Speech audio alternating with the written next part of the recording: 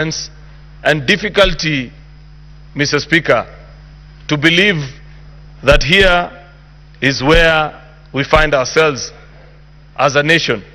Despite the many challenges that we have gone through over the years, it was our hope, Mr. Speaker, that public officials would have picked up a lesson or two, especially those that are slightly older than yours truly, and many that are younger than me in this House, Mr. Speaker, and that in their conduct they will reflect better the skills, demeanor, pronouncements of a leadership, Mr. Speaker, that this country continues to yearn for. Unfortunately, Mr. Speaker, listening to the case that has been brought to us by the National Assembly, I have reason to believe, beyond any doubt in my mind, Mr. Speaker, that they have justified the case that they have brought before us and have been able to ably demonstrate to us and to the country, Mr. Speaker, that there is no other cure by design of our Constitution to the challenges, either political or legal or otherwise, that are being faced, Mr. Speaker, by the workings and the working relationship between the President and his deputy, other than by way of impeachment. And the National Assembly has moved this House, Mr. Speaker, on 11 charges, blow by blow, with citations and examples in broad daylight, Mr. Speaker, showing and mapping, Mr. Speaker, that each charge, how it has been committed, Mr. Speaker, and how it violates either the Constitution or various laws of the Republic of Kenya. And therefore, Mr. Speaker, we are left with very minimal options. I have observed before this House, Mr. Speaker, that the Deputy President is personally known to me. I consider him a friend. I have had the opportunity to interact with him, learn a lot from him, Mr. Speaker, listen to his wise counsel sometimes. But this evening, Mr. Speaker, duty calls. And when duty calls, Mr. Speaker, there is very little that we can do. I am afraid, Mr. Speaker, that as legislators, as servants of the people, we have to listen to what the people are telling us. Mr. Speaker, we must appreciate that in 2010, when Kenyans went to the polls and brought about change via the new constitution, it was a call for us to have a better republic than had been observed previously since 1963. And there are various high ideals, high demands that have been placed in all of us that are in leadership.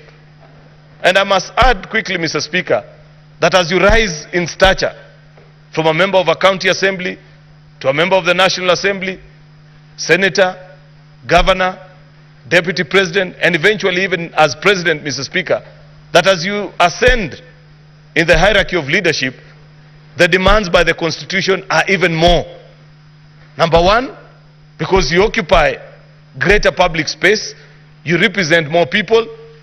When you speak, Mr. Speaker, you say things that can affect either positively or otherwise the lives of millions of citizens.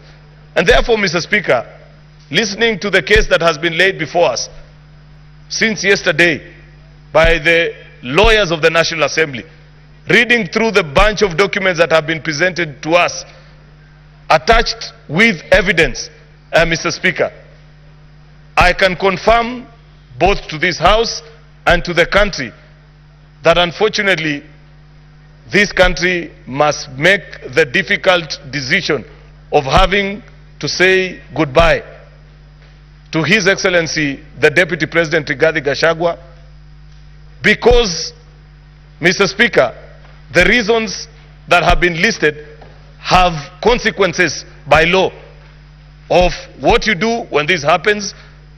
The National Assembly has demonstrated before us, Mr. Speaker, that on charge 1, that there are various articles of the Constitution, either through his utterances or his actions, Mr. Speaker, that have led other Kenyans to seriously believe and feel lesser Kenyans, Mr. Speaker, something that we thought we had slayed.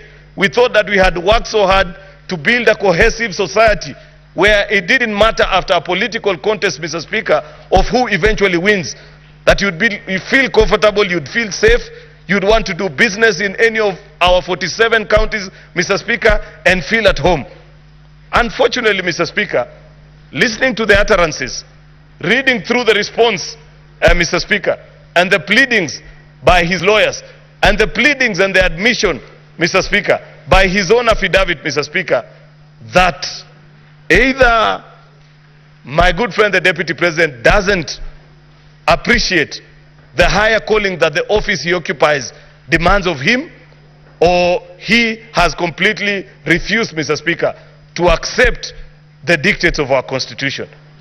And when you get to that law, that place, Mr. Speaker, where there is conflict between man and our Constitution, then man must give way for our Constitution to thrive. That is a demand of a public office. Mr. Speaker, I know this is not an easy exercise. I have agonized and sat there wondering whether there could be other ways we could resolve this issue. And I know for a fact that there have been attempts, Mr. Speaker, not just this time, but previously. I know for a fact, Mr. Speaker, that there have been occasions where either religious leaders, friends, people from business circles, Mr. Speaker, have attempted actually to mediate through some of these conflicts. But unfortunately, Mr. Speaker, instead of getting better, things have gotten worse. What is the essence of this session that we are having? Mr. Speaker, after listening through an impeachment process, the Senate sits as a jury to make a decision whether to find guilty or acquit.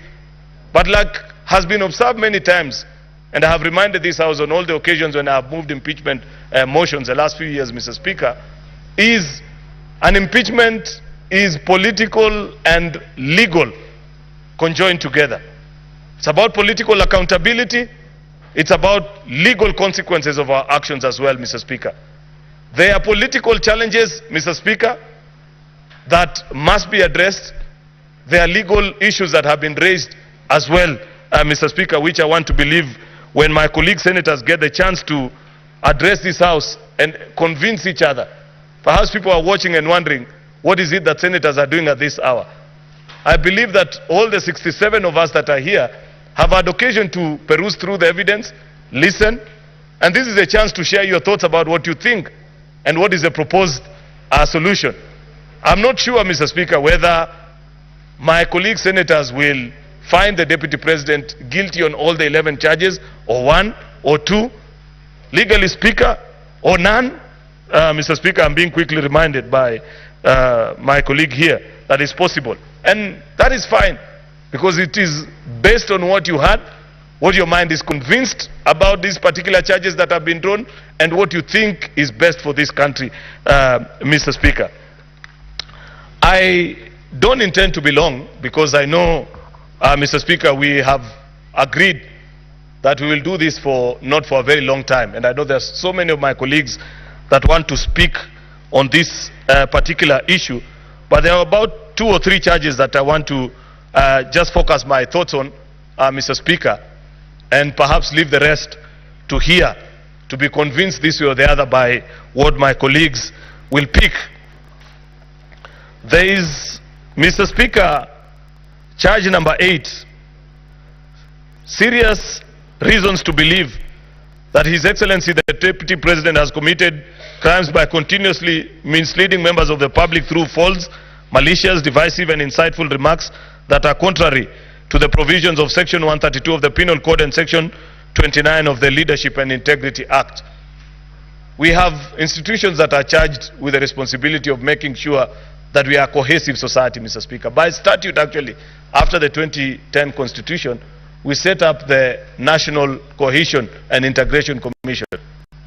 It was our sincere hope, Mr. Speaker, that that commission perhaps will help us, especially we that are leaders, learn better from our utterances and do things, say things that leave the rest of Kenyans feeling that they are proud patriots, that the things that we do make them feel at home in this republic. It's unfortunate, Mr. Speaker, that despite this commission, for example, being funded by taxpayers, I have not seen them live up to their expectation, and perhaps part of the challenges that will emerge even after this impeachment process, Mr. Speaker, is to audit how some of these institutions continue to draw from the exchequer yet not live up to their mandate. In fact, Mr. Speaker, I saw them issue the other day, I think, a statement saying, oh, if you carry out this impeachment process, it will divide the country. I want to tell that Reverend Kobe, I think his name is chairman, you better resign. I have never seen a public officer that is as disgraced as that gentleman. Why do I say so, Mr. Speaker? I remember in our days, last time, Mr. Speaker, this is the same institution that was so vigilant that will ban us even from coining phrases like hatupangwingwi and say that those phrases are divisive to the country. But I've seen for the last 2 years, Mr. Speaker, these narratives and clips that we are being shown, being whipped and hurting Kenyans on a daily basis, and have kept quiet about it. But finally, when the National Assembly has moved to say that we must put a stop to this, they finally show up on stage and say, oh, this will divide Kenyans. Mr. Speaker, surely, don't Kenyans deserve better from their public institutions, Mr. Speaker? I hope, Mr. Speaker, that at the end, by the end of this particular exercise, all the commissioners of that particular institution, Mr. Speaker, will find it fit to resign so that we can have Kenyans who understand how we can build a more cohesive society than those that are gatekeepers of those that push divisive narratives, Mr. Speaker. Mr. Speaker, we have been invited as well and have been challenged that on charge 10, that there is gross misconduct by openly or publicly insubordinating the president, who is the head of state and government. And I listened to one of the lawyers urge us and say, where is the complaint from the president? Surely, does the president need to complain to you, Senator Onyonka, to notice that there is a dysfunction in that particular office? That if there is a lack of symphony in action, in word, in deed, Madam Speaker, between the president and the deputy, and there is a continuous spat such as what has been witnessed the other day, then constitutional consequences might follow, so that you clean up and have an institution that works for the greater interest of all the people of the Republic, Mr. Speaker. Finally, Mr. Speaker, I know not everybody agrees with those of us that hold the view that the Senate has been sufficiently convinced by these charges, either one of them, all of them, or none that I say. But what I find difficult, Mr. Speaker, is to accept the proposal by those that want to reduce this House and claim that Parliament is a gathering of just a few people. And I have watched many people say that, pundits on the television, including none other than the Deputy President himself, who on many occasions, including last weekend in Embu, has said that his only faith is in the courts of the Republic of Kenya and nothing about this particular House. Mr. Speaker, perhaps it will be important for somebody to remind him, what is the history of Parliament? Parliament is a gathering of all Kenyans. I have said many times, Mr. Speaker, that because it is not possible for all the 50 million Kenyans to meet at one place and agree on issues, Mr. Speaker, they agree to do so through their representatives, Article 2 of our Constitution, Mr. Speaker. And therefore, a gathering of a House of Parliament, Mr. Speaker, cannot simply be wished away by being described that a few members either overturning or undermining the will of the people of Kenya. I believe Kenyans speak directly through the election or indirectly through their elected representatives, who are the people in the National Assembly, in the Senate, in our county assembly. And therefore, Mr. Speaker, when institutions of accountability are dispensing their constitutional mandate, such as what we are doing today, Mr. Speaker, if you respect our Constitution, then respect the outcome and the processes that have been initiated and concluded in Houses of Parliament, Mr. Speaker, just as you do with courts of law. And I appreciate, Mr. Speaker, that on many accounts, I know this process has attracted close to 30 petitions in our courts of law. And I agree with the learned judges that have, Mr. Speaker, made a determination that you allow Parliament to conclude on its processes such that anybody who's not satisfied with the outcome, Mr. Speaker, can exercise their right to appeal. And therefore, Mr. Speaker, in the interest of time and knowing that many of my colleagues want to speak to this particular issue, I want to conclude it at that and request that the Senate Minority Leader, retired Justice Stewart Mathare, the Senator for Kilifi, does go ahead and second this motion. I thank you, Mr. Speaker.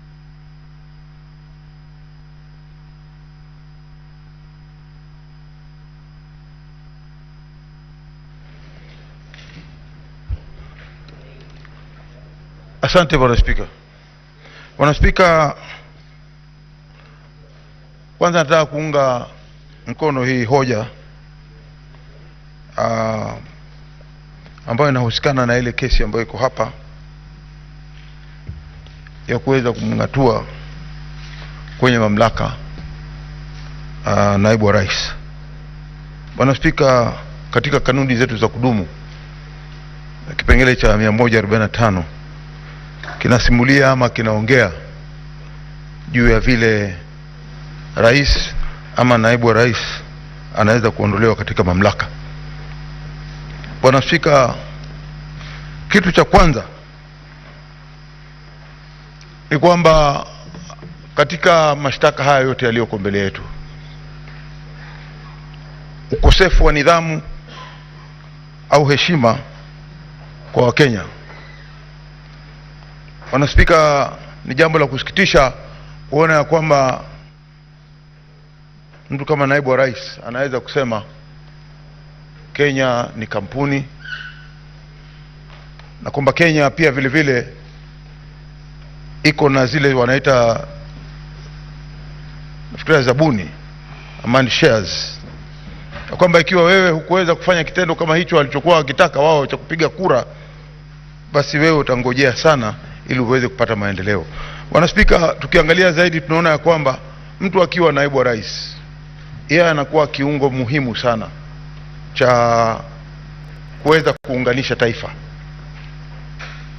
Sasa wewe ukiwa kama naibu wa rais na umechaguliwa, kazi yako wewe waliokupigia kura, ambao hawakukupigia kura, wewe maendeleo ni lazima yafike kwenye mashinani ya kote nchini. Na wewe ni ndugu, ni baba, ni babu, ni mzee wa nchi hii. Kila mahali unapokwenda unatakana kuheshimika katika nchi yetu. Lakini jambo la kusikitisha ni kwamba, na sio mara moja, sio mara mbili, pengine ambapo pengine ulimi uliteleza, lakini ilikuwa ni kila siku mahali popote anapokwenda katika hii miaka miwili ambayo tumekuwa nayo katika uongozi wa Kenya Kwanza. Yeye akiwa kama naibu wa rais amekuwa anahubiri. Hata amekwenda maeneo ya ndugu yangu, na mimi namjua huyu ni Mkenya kabisa, ndugu yangu Cherargei, akatamka tena maneno kama hayo mwisho. Na sisi tunasema kwamba maneno ya kuweza kutenganisha Wakenya ama kuwapatia kwamba sisi tumepata, kwa hiyo kule wale wengine watabaki. Nchi ya Kenya ni nchi moja, na kama kulipa ushuru, kila mtu analipa ushuru. Pia sisi kama watu tunaotoka pande za pwani, pande za Kisumu, pande za Western, pande za kila mahali katika Kenya, watu wote wanalipa ushuru. Kwa hiyo nafikiri kwa maoni yangu ni jambo la kusikitisha kuona ya kwamba naibu wa rais anaweza kutamka vile aliweza kutamka, ya kwamba Kenya ni kampuni na lazima uwe na zabuni ya kutosha ili uweze kupata maendeleo. Bwana Spika, vile vile mimi nitaongea kwa upande ule ninaotoka wa Kilifi, mahali panaitwa Vipingo, mahali ambapo yeye ana hoteli ya familia. Maanake hoteli ilikuwa ya ndugu yake, lakini hatimaye yeye akaweza kuichukua ile hoteli. Sitaenda kwa upande ule wa mwingine wa kwamba pengine ilikuwa ya nani, lakini ilikuwa ya hiyo familia. Kitu cha kusikitisha ni kimoja tu. Katika maendeleo ale ambayo tunahitaji sana ndani ya Kilifi ni barabara. Na mojawapo ambao sisi tulikuwa tunalalamika zaidi upande ule ni kwamba barabara iligeuzwa na ikatoka barabara ya kutoka Mombasa mpaka Malindi, katikati ikageuzwa na ikaenda ndani mpaka kwa hoteli ile inaitwa Vipingo Resort Limited or something like that, ikaenda paka kule. Hiyo ni mali ambayo ingekuwa ilifaidisha zaidi watu wa Kilifi, hususan kwenye wakulima na wafanyabiashara na wananchi kama kawaida kupata maendeleo ya kuona barabara hizo, lakini yeye akaigeuza na ikaenda kwake. Mimi mwenyewe nilipata nafasi ya kwenda huko, Bwana Spika. Bwana Spika, utaona kwamba barabara inahepa Mikanju, inahepa mpaka Miembe ikienda kwenye hiyo hoteli, ambapo sio jinsia ya vile barabara huwa zinatengenezwa. Bwana Spika, hapo tukaona kwamba ni kiukaji wa nidhamu.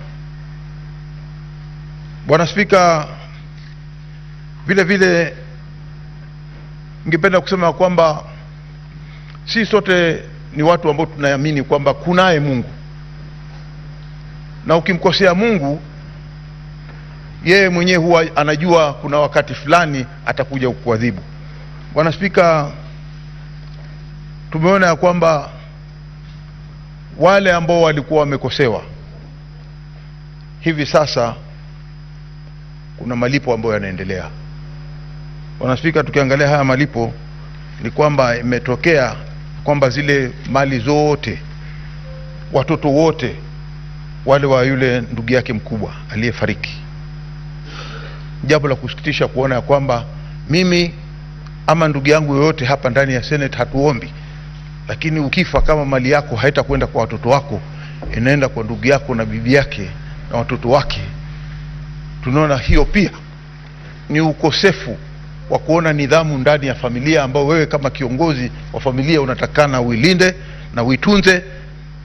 Naona kwamba wameweza kupata maendeleo. Bwana Spika, ya mwisho ambao nataka kusema kwa hivi sasa ni kwamba wajane wanapolia Mwenyezi Mungu hujibu, na nafikiria wakati wa kujibu sasa umefika. Kwa hiyo yasiweze kulaumu mtu yote.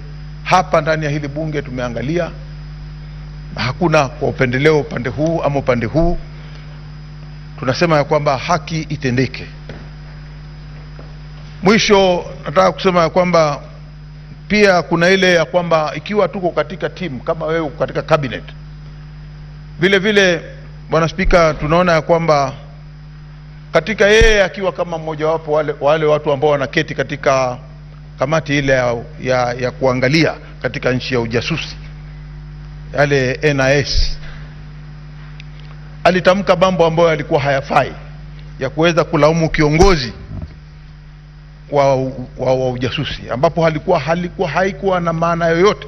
Kama kulikuwa kuna nia ya kusema kitendo kama hicho, angekuwa alimuita kamishna yule wa polisi IG, njoo hapa, na akamuita yule mkuu wa ujasusi, njoo hapa, na akaketisha pamoja. Je, wewe mkuu wa ujasusi uliweza kupeleka ripoti yako kwa mkuu wa polisi? Ama akaulizwa yule akajibu akasema amepata ama hakupata? Lakini kwenda kwa mkutano wa hadhara na kuanza kusema mtu fulani hafanyi kazi ndani ya ofisi yake, hilo lilikuwa ni kosa kubwa sana, na ambalo huwezi kuficha siri ya yale yanayotendeka katika ujasusi, katika ile kazi zao za ujasusi. Bwana Spika, kwa vile mimi ninaona njia ambayo ameelekea na kazi zake hakuweza kuelekea kisawasawa, na mimi kwa maoni yangu, na najua ndio maoni ya wengi, nimeonelea kwamba hapa sababu hizi ambazo zililetwa ya kwamba aliweza kukosea utendakazi wake aondolewe katika mamlaka. Naunga hoja hii. Asante Bwana Spika.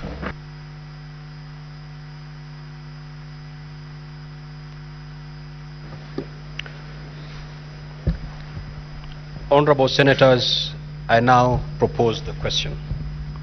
They are aware that the National Assembly on the 8th of October 2024 resolved with the support of 282 members, being at least 2,000 of all members of the National Assembly, that pursuant to the provisions of Article 145(2) as read with Article 151B and 2 of the Constitution and Standing Order 65-2 of the National Assembly Standing Orders, His Excellency Rigathi Gachagua EGH, Deputy President of the Republic of Kenya, be removed from office by impeachment on the grounds specified in the special motion.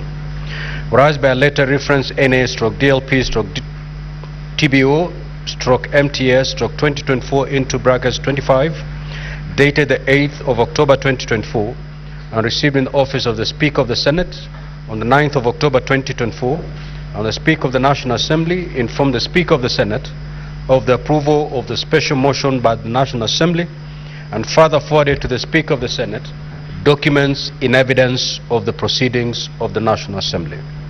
Further, whereas pursuant to Article 145 as read with Article 151B and 2 of the Constitution and Standing Orders 78 and 79 of the Senate Standing Orders, the Senate had the National Assembly on the grounds for the proposed removal from office by impeachment of His Excellency Rigathi Gachagua EGH, Deputy President of the Republic of Kenya. And further, whereas pursuant to Article 145 as read with Article 151B and 2 of the Constitution and Standing Orders 78 and 79 of the Senate Standing Orders, the Senate also had His Excellency Rigathi Gachagua EGH, Deputy President of the Republic of Kenya, on the grounds of his proposed removal from office by impeachment on the Deputy President of the Republic of Kenya. Now therefore, pursuant to Article 145 as read with Article 151B and 2 of the Constitution and Standing Orders 78 and 79 of the Senate Standing Orders, the Senate resolves to remove from office by impeachment His Excellency Rigathi Gachagua EGH, Deputy President of the Republic of Kenya, on the following grounds. 1. Gross violation of Articles 10, 2A, B and C, 27(4), 731A and 2B, 751C and 129(2) of the Constitution and Article 147(1) as read together with Article 131, 2C and D of the Constitution. 2. Gross violation of Articles 147(1) and 152(1) of the Constitution by undermining the President and the Cabinet and the effective discharge of the national government's executive mandate. 3. Gross violation of Articles 62, 10, 2A, 174, 186(1), 189(1) and the 4th schedule to the Constitution by undermining devolution. Gross violation of Article 60, 161 of the Constitution of the institutional and decisional independence of judges. 5. Gross violation of Articles 3(1) and 148(5)(a) of the Constitution on the fidelity to the oath of office and allegiance. Number 6. Serious reasons to believe that His Excellency the Deputy President has committed crimes under Sections 13(1)(a) and 62 of the National Cohesion and Integration Act. Number 7. Serious reason to believe that His Excellency the Deputy President has committed gross economic crimes under Section 45(1), 46, 47(a), 3 and 48(1) of the Anti-Corruption and Economic Crimes Act and Sections 2, 3, 4 and 7 of the Proceeds of Crime and Anti-Money Laundering Act. Number 8. Serious reason to believe that His Excellency the Deputy President has committed crimes by continuously misleading members of the public through false, malicious, divisive and insightful remarks that are contrary to the provisions of Section 132 of the Penal Code and Section 29 of the Leadership and Integrity Act. Number 9. Gross misconduct that is incompatible with the high calling and dignified status of the office of the Deputy President and a member of the Cabinet and the National Security Council. His Excellency the Deputy President has publicly attacked and undermined the work of the National Security Intelligence Service and its officers. Number 10. Gross misconduct by openly or publicly insubordinating the President, who is the head of state and government. And number 11. Gross misconduct by persistently bullying state and public officers. Now, honorable senators, the floor is open to debate. The Honorable Senator Fernandi Senator Samson Cheranke. As we have already agreed, you have a maximum of 5 minutes. You need not take the maximum 5 minutes. Thank you, Mr. Speaker. I want to say from the onset, this is very momentous. This is the true test of Constitution 2010, because in history we are used to impeaching governors, not the Deputy President, Mr. Speaker, sir.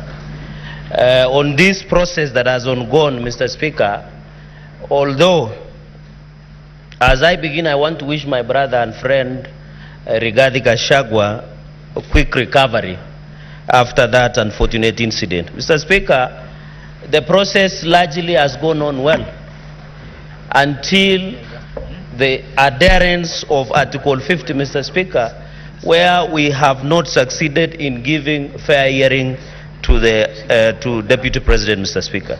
The reading of Article 145, and I want to bring to the attention, 4, does not specify the timeline on which the Deputy President removal can be listened. It is only by the special committee that it provides for 10 days. So, Mr. Speaker, that was very unfortunate, Mr. Speaker, in the principle that justice should not only be done, but to be seen to be done, Mr. Speaker.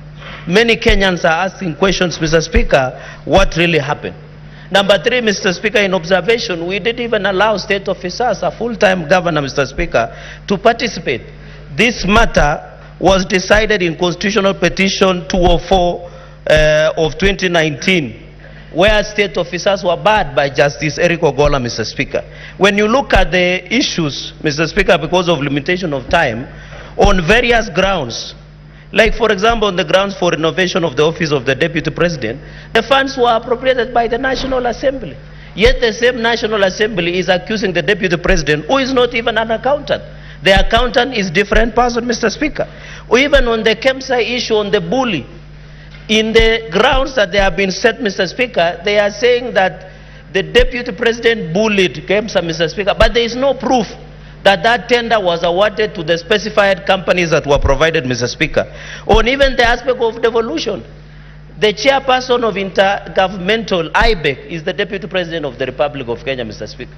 It is unfortunate that we are coming to circumvent the same law and accuse the Deputy President of undermining devolution, Mr. Speaker. Even on Kambini Vipingo road, Mr. Speaker, no one adduced the evidence that this road is either public or private, Mr. Speaker. Mr. Speaker, on the aspect, even on unexplained wealth, Mr. Speaker, you saw the mover did not give us a wealth declaration form from EACC to show us unexplained wealth of the Deputy President, 5.2 billion, Mr. Speaker. So, Mr. Speaker, the grounds that have been adduced before the House stands on the quicksand, Mr. Speaker. And if you realize, on the 11 grounds, the mover was on a fishing expedition, Mr. Speaker. And therefore, I don't know, because they say, Mr. Speaker, even when you read, I know impeachment proceedings, either political, because it is impeachable, because they are neither high crimes, criminal, but based on the test of probabilities, Mr. Speaker.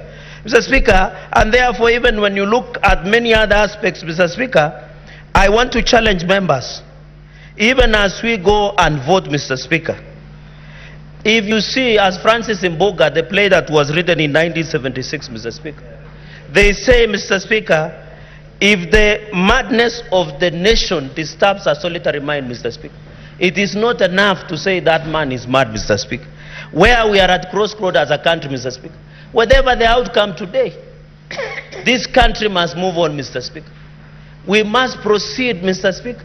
I know after today, the decision that we'll make today is not about the Deputy President. It is about the justice to Deputy President, justice to the people of Kenya, justice to each and every Kenyan who voted for the Deputy President, Mr. Speaker. And I want to finish by reading the book of Zechariah, chapter 8, verse 16, Mr. Speaker. I am preaching today, Mr. Speaker. And may it get to the souls, Mr. Speaker. Amen. Zechariah, Mr. Speaker, 8, verse 16. And even Glenn Washington, Mr. Speaker, and Morgan Heritage in Reggae, they say a man is not guilty until it is accused of being. Mr. Speaker, in Zechariah 8, verse 16, these are things that you are to do. Speak truth to each other and render true and sound judgment in courts. Senate, my colleagues, by the time you cast your vote, Think about it. It is not about Rigathi. It is not about anybody else. It's about the Republic of Kenya. Our children, our nation, Mr. Speaker. I finish by saying...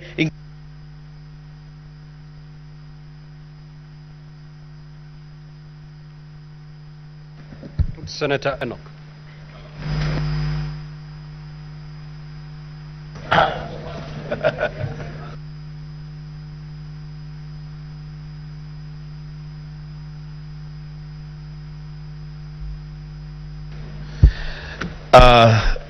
Thank you, Mr. Speaker. Mr. Speaker, there is a reason why my colleagues call me Bishop, others call me Pastor. Mr. Speaker, the book of Deuteronomy, chapter 19, from verse 18 to 19. It says that the judges shall inquire diligently, and if the witness is a false witness and has accused his brother falsely, then you, the judges, shall do to him as he had meant to do to his brother. So you shall purge the evil from your midst. Mr. Speaker, I did not know that I would be a senator in Kenya at such a time as this, being called upon to judge between the National Assembly and the Deputy President of the Republic of Kenya through a motion brought here by one Honorable Mwengi Mutuse. But Mr. Speaker, here we are, and where duty calls, I will answer the call with courage and guided by a deep desire for that which is good for our nation. Mr. Speaker, I would have expected that the crumbling relationships within the Kenya Kwanza administration would perhaps have been handled within their PG or their NEC and resolved there. But because they have chosen this path, Mr. Speaker, they have made their bed, they must lie on it. Mr. Speaker, the mover of the impeachment motion must have a very dim view of the Senate of the Republic of Kenya. He comes to us with innuendos, falsehoods, sensational statements, and dropping of numbers without a shred of evidence. So, Speaker, he begins his own illustration by saying sometimes in 2023. He goes on, the Speaker, to speak about at another forum in September 2024. Mr. Speaker, we are debating an impeachment motion of the Deputy President of the Republic of Kenya. The least that these judges would have expected, the least that this country would have expected, is due diligence on the mover of the motion. Getting every event and every date right. In fact, going down to the minute, to the second. This is a serious issue, Mr. Speaker. But Mr. Speaker, because of time, I will say two things. One, let it be known to this House and to this country that those of us who subscribe to the ideals of the Azimio One Kenya Alliance are totally and grossly opposed to the idea of a government of shareholding. We don't subscribe to that idea. We believe in an all-inclusive government where every person and every region have their space in this country.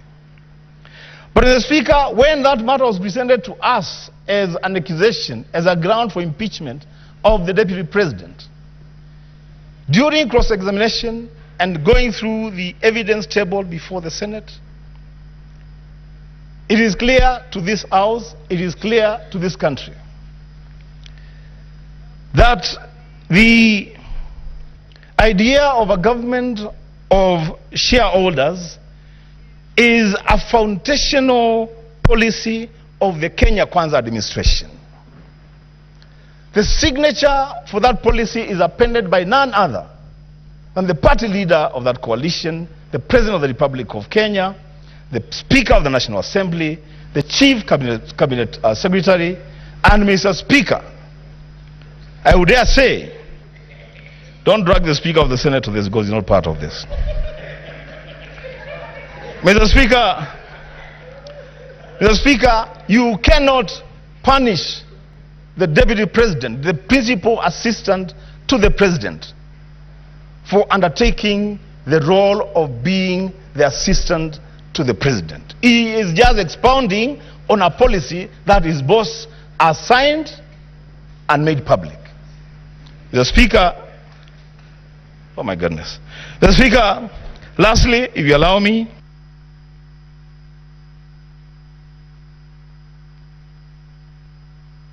Senator Methu.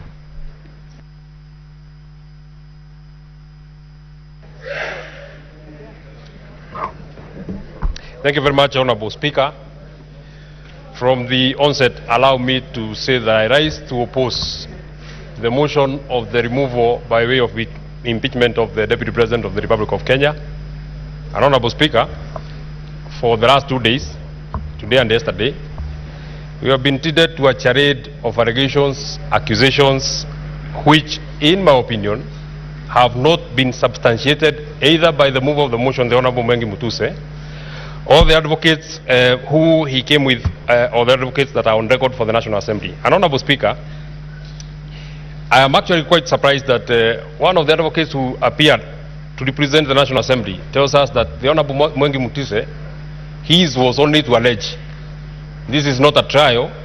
He didn't have to substantiate. He only needed to allege, and out of the allegation, then it should be carried, and we need to remove Honorable Deputy President from office. Honorable Speaker, looking at the evidence that the Honorable Mwengi Mutuse put in his motion, and the cross-examination that was here, the evidence that he brought to the House, he had 22 companies that he had listed. And when questions were running to him, what problem do you have with the company number one? I don't have a problem with it. Maybe you will have a problem in future. But the Deputy President must be removed from office. What do you have what problem do you have with company number two? I don't have a problem with it, but it might have a problem in future, and the Deputy President must be removed from office. And he kept telling us, I don't have a problem with the next one, the next one, the next one, the next one, but the Deputy President has to be removed from office. Honorable Speaker, I posed a question to the Honorable Mwengi Mutuse. He alleged that the Deputy President has a dairy farm in Nyandarua County. The fairest thing, or the least that anybody would do to such an accusation, you need to tell us where in Nyandarua is this land. At least remotely tell us what is the title number, so that even if, as the area senator, if I want to verify that indeed the Deputy President has a dairy farm in Nyandarua, there is something that I can look at.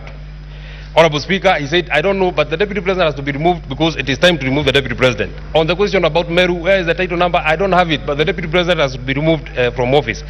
His wealth is 5.2 billion. Have you done a valuation? I don't have a valuation. I don't have a valuation. I don't mind. The Deputy President has to be removed from office. There is no evidence that I have in record. I don't mind. The other funnier question that we had, Honorable Speaker, is that the Deputy President has an allegation of insubordination, and the insubordination can only be sanctioned by the immediate supervisor of the Deputy President. The immediate supervisor of the Deputy President is the President. Is there any affidavit that the President has complained that there has been insubordination by his own deputy? Nothing. But the only thing that I would want to hold on to, on this particular allegation of the Deputy President having been alleged to have insubordinated his immediate supervisor, since this motion of impeachment started, we have not had any comment from the President, either saying what has been alleged by Honorable Mwengi Mutuse is true or not true.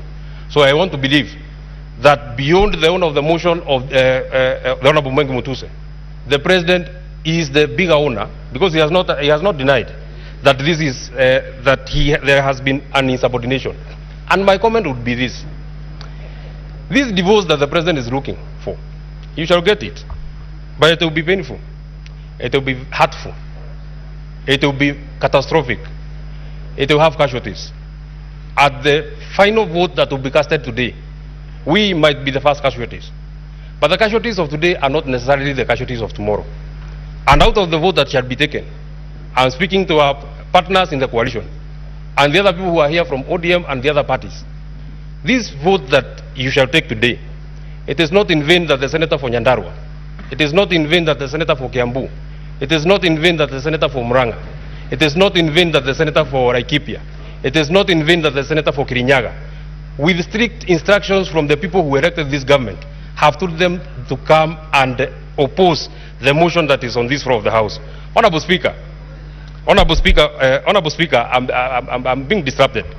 The point that I wanted to make is, it is not in vain that we have been instructed not to sanction this divorce. But if it comes, we shall take it in our strides. I want to tell the people who are here, the vote that we shall cast here, we shall not put it in our minds. We shall put it in our hearts. The people of the region that I have mentioned are at their lowest. We are calling on the senators who are here. It is time to stand with us. Finally, this motion had to be processed in a haste. We had to try a man in hospital because the only crime that Gachagua has committed is a political crime. So he had to be removed out of the way, whatever it will take, whether he's in hospital, whatever it will take, he has to get out of the way. That can only happen if it has the direct sanctioning of the President of the Republic of Kenya, His Excellency William Samoei Ruto. Senator Tom Ojenda.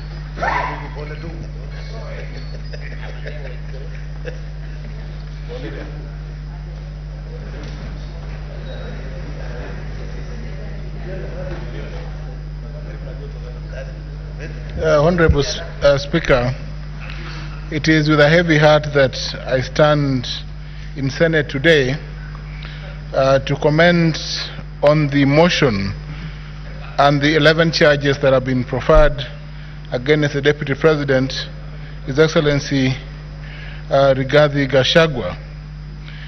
During today's session, when the advocate for the Deputy President made a presentation, I posed a question to the advocate.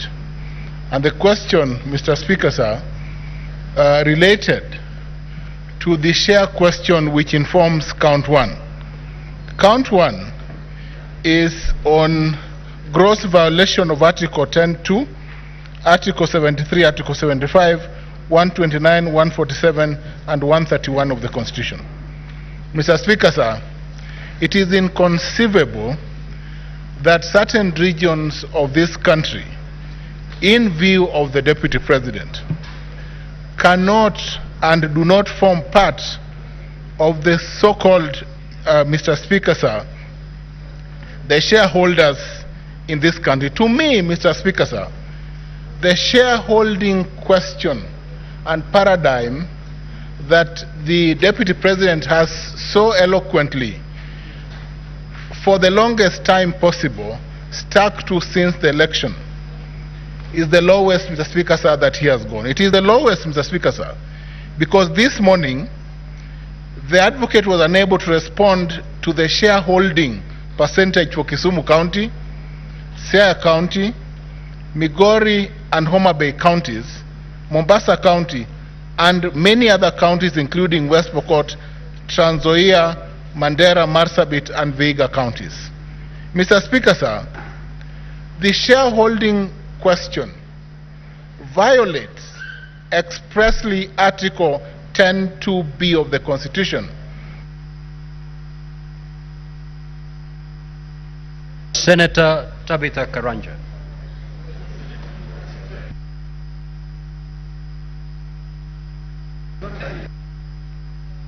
You have 2 more minutes. It's a system.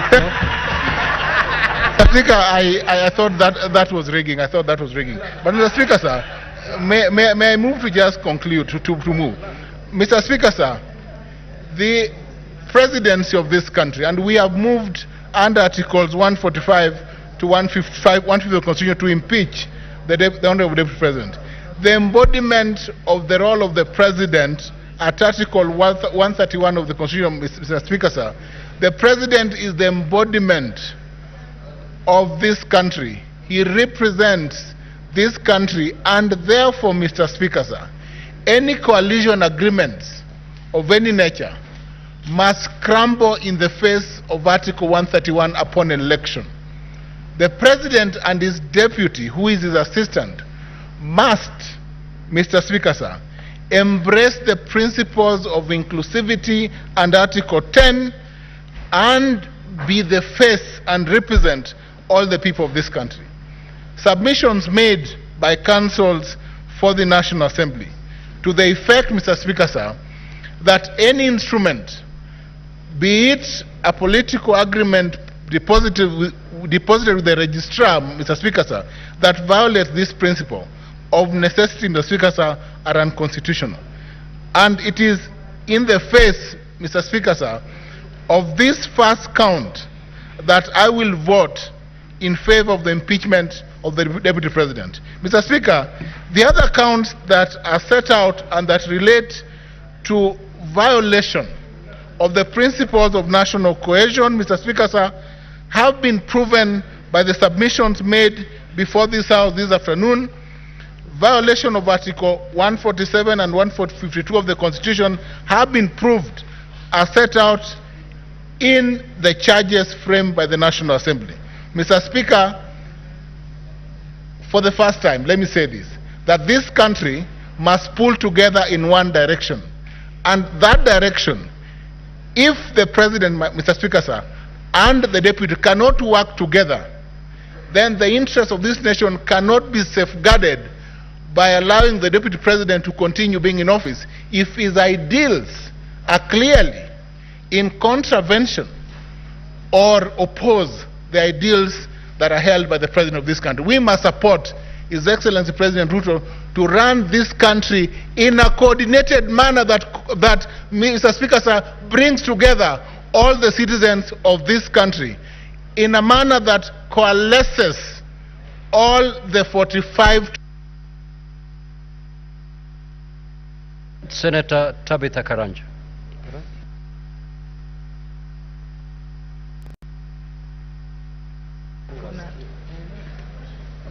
Thank you, Mr. Speaker, sir, for also giving me this opportunity. And I want to take this opportunity and convey my pole to the Deputy President, and we wish him a quick recovery. The impeachment process is always very tedious and very tiring. Going through what His Excellency, the Deputy President, has gone through is not anything that you'd wish your relative or yourself to go through. So we tell him pole, and we wish him a quick recovery. Would have wished if he was here, at least when the senators are talking, he can represent himself. But unfortunately, the procedure must go on because we are time bound. This leadership, we must make decisions for the people of Kenya. As myself, Tabitha Karanja, the Senator of Nakuru County, I pray to God to give me wisdom to make the right decision for my people. I represent a county that is a home for 42 tribes. Nakuru represents Kenya. Meaning, I must make the right decision to ensure that there is peace in our county. But I want my Nakuru people to trust me, Nakuru people, the people I represent, that I will make the right decision for them. When you look at the economic front, we all know the people who lead the economy of this country. Let's say the manufacturing, the hotels, insurances, the finance institutions. Unfortunately, I also come from that world. I came from the business world. The people driving this economy, all what they want is to ensure that there is stability in this country. so that there's a bill that can guarantee conducive environment for them to do business. The deputy position, the deputy president's position, or even the deputy governor's position is a position that we need to think about. If you look, it has a history that every deputy president is unlikely that they survive. But we need to have the firing and hiring to be given to the same person that hires. Rather than having those people bringing, after firing, they want to fire, they bring them to the floor of the Senate. I wish we can go back to the Moise regime, where they used to be sacked and nothing changes. They hire as another one tomorrow, the following morning. Fortunately, the political formation in this country have representation from different communities. I know we are always asking where we are, but when the boss says he doesn't want the person that is hired, a manager, it is very, very hard to say that you can save that person, because even if you save him, where is he going to work? He may even find the offices are locked. So I think he makes the right decision to ensure that this country moves, because all what we are looking for is stability of this country. And I know when I'm in this floor, if we're unlikely that we don't save the deputy president of the Republic of Kenya, the one we have, that deputy president came from one community. I just pray that that position will be returned to the same community. Thank you, Mr. Speaker, sir. Asante. Senator Okoit Omtata.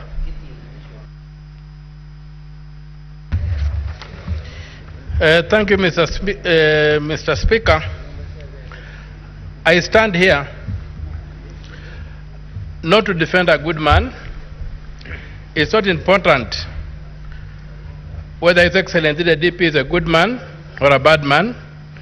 I stand here to defend the oath of office that I took to defend the Constitution of Kenya. And that includes giving the devil his due. When the people of Kenya, during public participation, were screaming Kufa Makanga, Kufa Ndereba, they were opposing selective prosecution. They said if Parliament has to hold people accountable, it should not be selective. And I stand here to look at whether this House has complied with the Constitution. Article 150, Clause 2, on the removal of the Deputy President. The grounds for impeachment are set out in Article 145. And pursuant to Article 145, it is purely a political process, but bound by law, especially Article 25, Clause C, which requires that somebody is given a fair hearing. So the removal of the president by impeachment on any ground under Article 145 is a grave matter that involves overturning the sovereign will of the people as expressed in a democratic election. Even more profoundly, it means that the person so removed is prohibited for life from enjoying the rights under Article 38, Clause 3, Paragraph C, to be elected and hold office, to vie for, be elected and hold office. So the constitutional bar that must be cleared for the removal of the president from office is high. The Constitution requires that the removal must be well founded in law, and that's why it prescribes the thresholds. And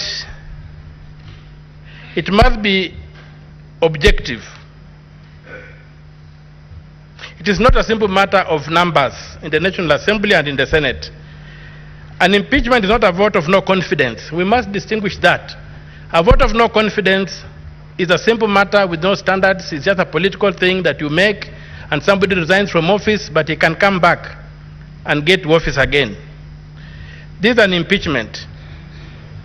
So Article 150 Clause 2 provides that to remove the Deputy President, the provisions of Article 144 and 145 relating to the removal of the President, the Deputy President, of the President shall apply with the necessary modifications to the removal of the Deputy President. The Constitution does not anticipate a situation whereby we apply Article 145 on the removal of the Deputy President without modifying it. The phrase is, shall apply with necessary modifications. What modifications has this House made, or the National Assembly made, or Parliament as a collective made to Article 145 before applying it to the Deputy President? Can we impeach the Deputy President using the standard for impeaching the President, when we know very well that the President is immune to prosecution, and therefore the certain standards that apply to him won't apply to the Deputy President? So given that the Deputy President has not enjoyed those immunities, how are we protecting him? How are we ensuring that this process is constitutional? It's my submission there's a total failure on Parliament to have proceeded to impeach the Deputy President without making the necessary modifications to Article 145. And we have seen the potholes we have fallen into. It's okay for the President because the President is immune from judicial processes. But is it okay that the Deputy President should be prosecuted using the same standard used for the President? And the drafters of the Constitution. Senator Ali Roba. Thank you very much, Mr. Speaker. I'd like to time so that I don't lose my apologies. Thank you very much, Mr. Speaker. Yesterday, the Council for the Deputy President had really spent a lot of time in trying to bring out non-issues, leaving out the critical substance of the case against the Deputy President. And as I was seated here, I was honestly hoping I'll get an opportunity to get some clarification from the Deputy President. And unfortunately, that never happened. But since we are here and the public are watching, there are issues that need to be responded to. On the issue of serious allegation that is to do with the proceeds of crime and anti-money laundering, in the affidavit of the President, the Deputy President himself acknowledged that Christo Company belongs to him. And he also further acknowledged that he has transferred Christo Company to his sons. And he went further to acknowledge in his own sworn affidavit that he has borrowed 600 million shilling in order to purchase Outspan Hotel from Abadeas. But in the evidence that is filed, that is before us, he only provided a letter of offer from a bank and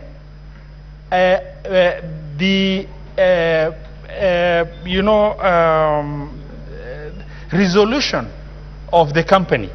But he failed to provide, and all of us understand the loan process and how tedious it is. The Deputy President failed, and if you are accused and you are threatened to be removed from the office of the Deputy President, I believe that the least that was expected of the Deputy President and his legal team is to, get with clarity a closed loop by providing the evidence that is required. For example, there is no provision in that in the evidence and that is filed before us of what happened after an offer was made. Normally it is followed by an agreement, a loan agreement. That evidence of loan agreement has not been filed. It is followed by a collateral document that was used, and the need to get the collateral document through the legal perfection in terms of valuation report of that asset itself. He has not provided the charge document that indicates that that loan has been charged. In the evidence that is filed, he has not provided evidence of the fact that there is money credited to Christo account, and he has not further provided evidence of money leaving Christo account to go to Abadeas for acquisition of outfund. And the legal counsel expects, by concentrating on non-issues with the petitioner, that these issues will be swept under the carpet. The other issue that I need to bring out, yesterday we were shown videos. The videos indicated utterances of the president in Muranga, where the president made a statement in trying to validate the statement of shareholding and the country being a company. They showed the president making a statement of nyinyi mumepata share yenu. But that was a statement of inclusivity in context, as opposed to the deputy president's statement everywhere he has gone, that is, assertive utterance of exclusivity within the population in this republic.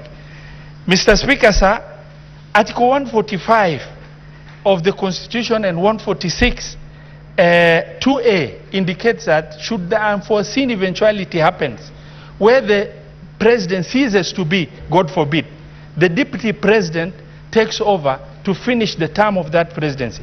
The question I kept on asking myself, can this deputy president, can I really call this deputy president my president in the context of this division that has been ongoing?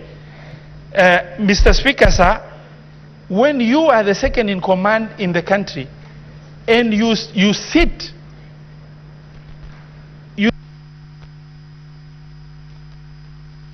Senator Karungo. Senator Karungo. No, I want to speak from the floor.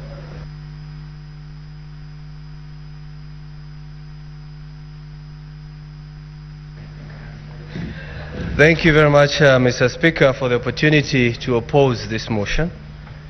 I stand to oppose, and I'll start from where I left by saying that children deserve the most honest and thoughtful answers. And allow me, when I give my point, to talk to my children and the children of patriots of this country, Mr. Speaker.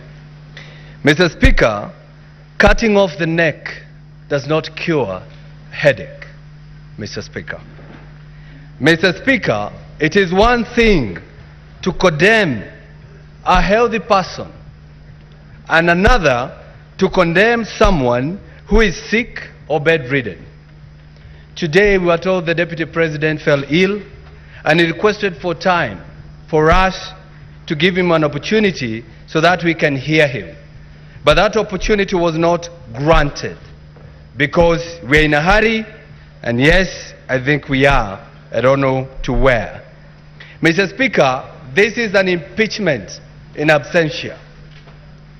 And I believe, Mr. Speaker, without contradiction, that probably it is a flawed process, Mr. Speaker.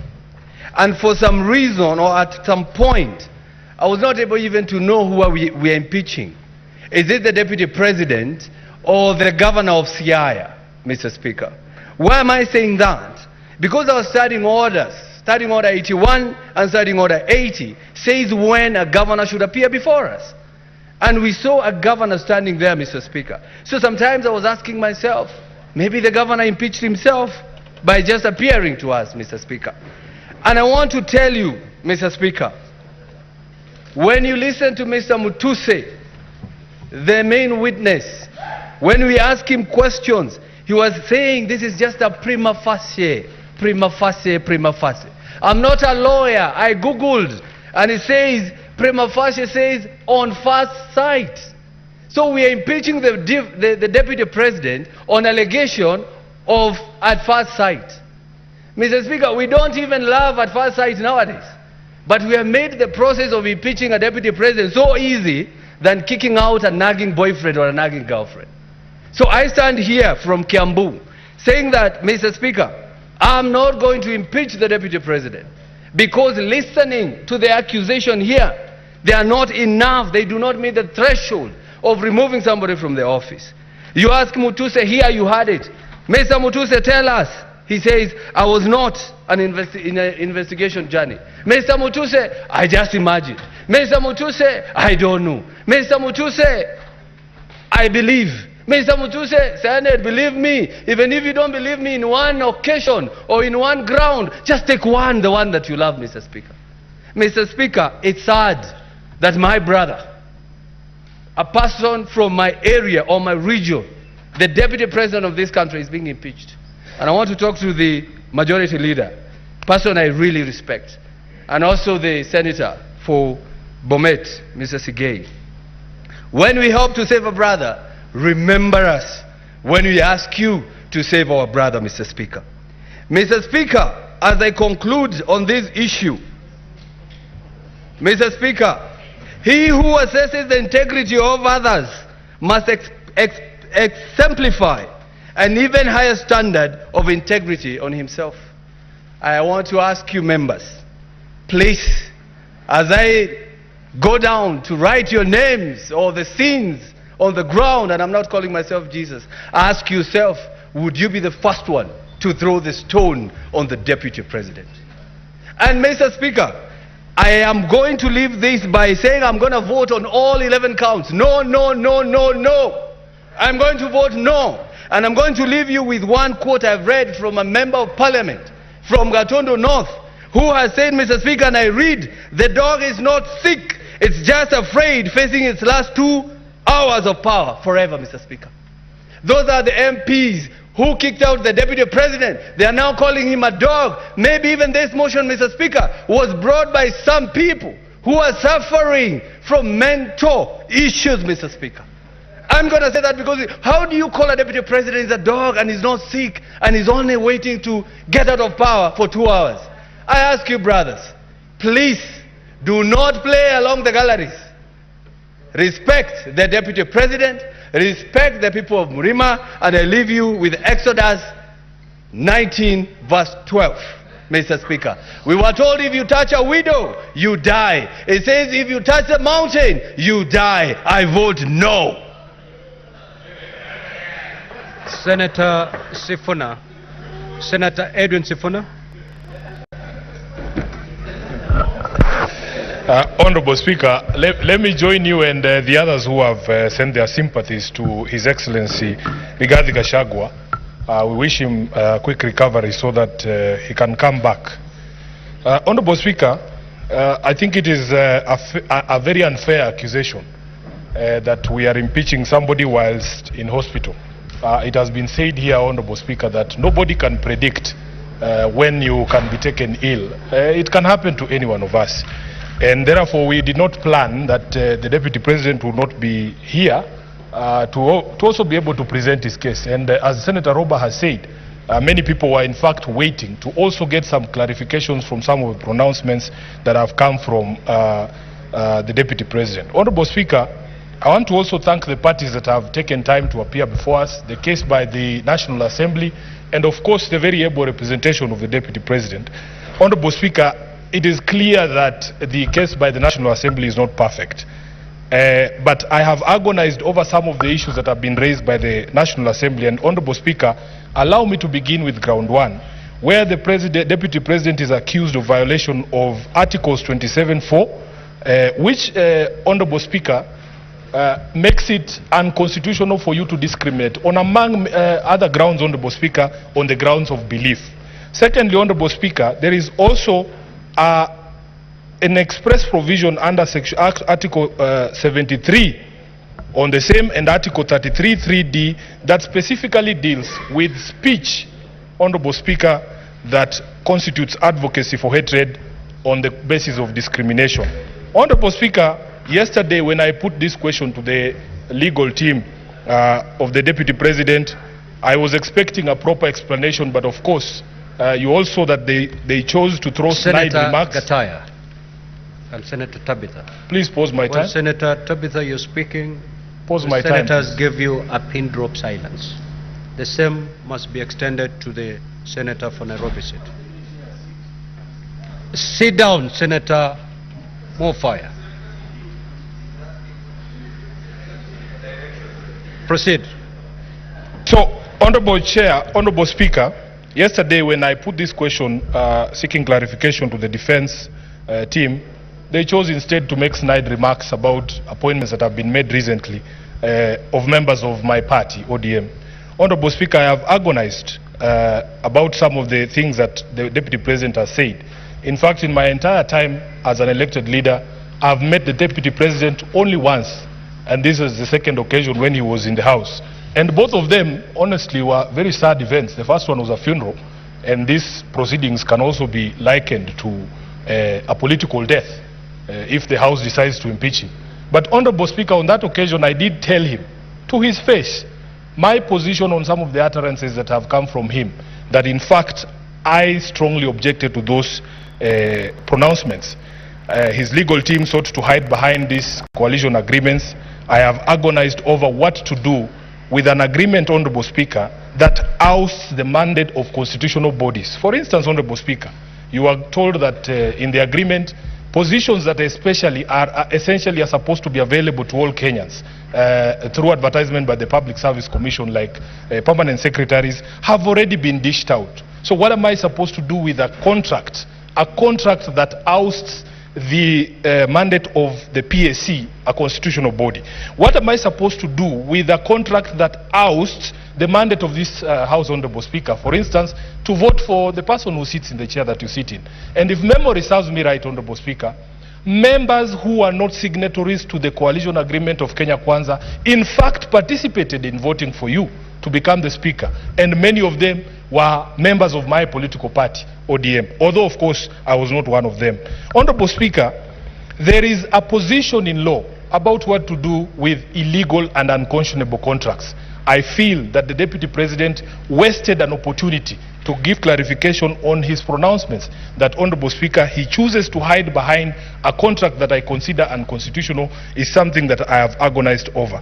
Honorable Speaker, one of the questions that was posed to him is what, I remember a discussion about which is what are the strongholds of ANC and Ford Kenya. And somebody said that it is Western Kenya. Honorable Speaker, as SG of ODM, I know for a fact that Busia County is an ODM county. In fact, if you look at the statistics at the Register of Political Parties, the county with the highest membership in ODM is not Homa Bay or Siaya. It is actually Busia County. So the question I'm being asked by my members from Busia is, Honorable Speaker, if a member of ODM who resides in Busia wanted to be a permanent secretary, does he take his application to the local Ford Kenya office so that he can access the 30% for Western Kenya? And that is the agony, Honorable Speaker, that people are going through. Honorable Speaker, there was also the conversation around the public attacks on a judge.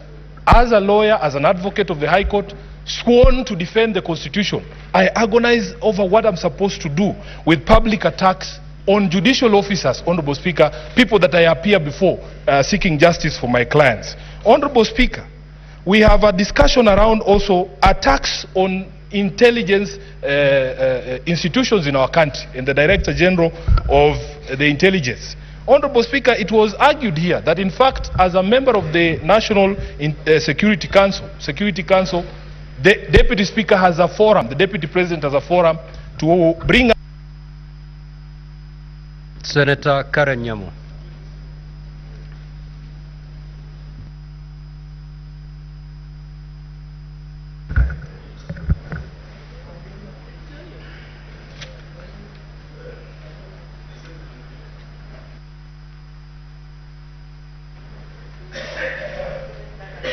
Thank you, Mr. Speaker. I can assure you, Mr. Speaker, none of us is enjoying these proceedings of an impeachment motion against the Deputy President, and particularly those of us from the government side, the Kenya Kwanza coalition. And for obvious reasons, Mr. Speaker, because he has been our leader, we have been in the trenches with him, fighting for this government, and so it has come to this, and I can assure you we are not particularly very excited about it. I personally have interacted with him on numerous occasions. If you look in the internet, Mr. Speaker, you will see photos of me dancing with the Deputy President, Mr. Speaker. I have followed these proceedings very keenly. All the 11 counts,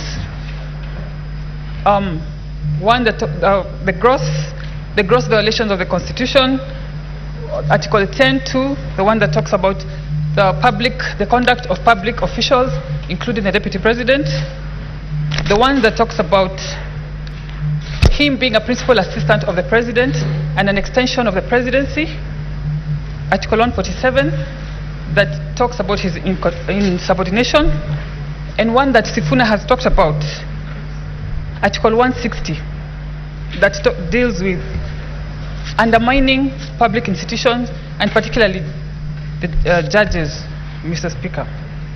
I have been born and grown up in Nairobi County, in Eastlands particularly. And where I come from, when we grow up, we are not even aware of each other's tribe. Our neighbor could be from any other tribe.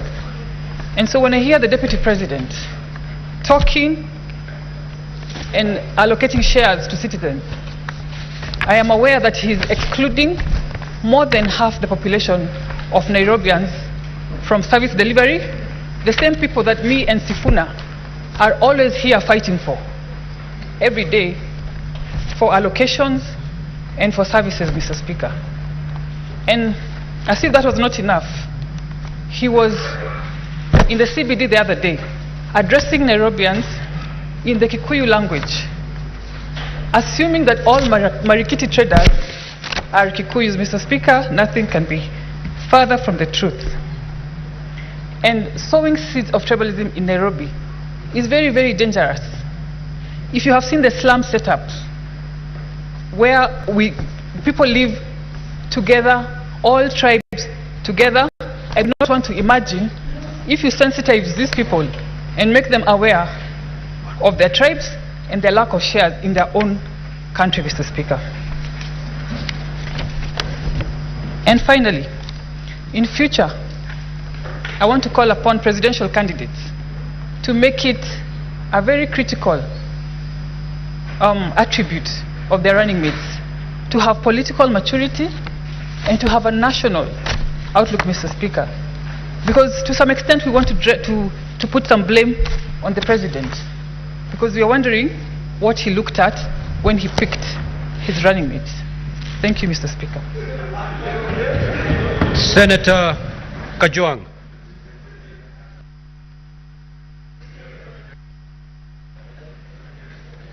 Mr. Speaker, as I make my comments on this motion, I'd like to wish the Deputy President of the Republic of Kenya, Rigathi Gachagua, quick recovery. He is still the President of the Republic of Kenya as at 9:19 p.m.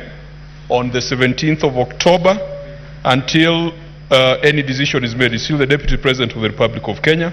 We pray that God gives him the strength and God gives him good health to continue pursuing that responsibility. Mr. Speaker, the Council for County Assembly began his opening statement and his National Assembly, that is the Venerable James Orengo, with a quote from Scripture.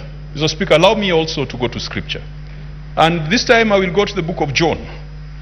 In the book of John chapter 8, we get the story of the adulterous woman. Mr. Speaker, Jesus Christ is teaching his disciples at the temple early in the morning, and the scribes and the Pharisees early in the morning drag a woman to his presence and say that this woman has been caught in the act of adultery. The Bible says that she has been caught, and I quote, in the very act of adultery. Mr. Speaker, what surprises me in this passage is that the woman who was caught in the very act of adultery has been produced, but the man who contributed to the adultery was not brought before Jesus Christ in the temple. Mr. Speaker, we have a man who has been brought before us for impeachment. We have been told that he's been a political adulterer. We have been told that he has grossly violated the Constitution and the laws of the Republic of Kenya. Mr. Speaker, adultery takes two. It takes two to tango. Like that woman in the book of John, I don't know whether they went for the men who cajoled her, who seduced her, who connived with her, and who paid her for the act of adultery. Mr. Speaker, in this Republic of Kenya, we must drain the swamp of adultery. And today, just like back in the days when the law of Moses required that a woman who had been convicted or accused of adultery ought to be stoned to death, unfortunately, Mr. Speaker, it looks like the same punishment was not prescribed for men. It was just for women to be stoned to death, and yet it takes a man for a woman to commit adultery. Tonight, because the Constitution of the Republic of Kenya is just like the law of Moses, it says if you are found guilty of political adultery, you should be stoned to political death. It is called impeachment. You are sent into political purgatory for 10 years. You cannot run for office. Mr. Speaker, we must deal with the law as is. The law as is requires us that the woman or the man accused of adultery must be stoned to death in this chamber.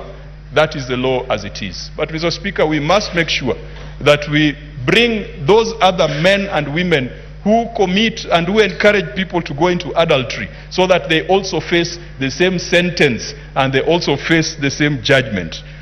Mr. Speaker, I am convinced that political adultery has been committed in the case before us. There has been a conversation about a dubious shareholding structure of the Republic of Kenya.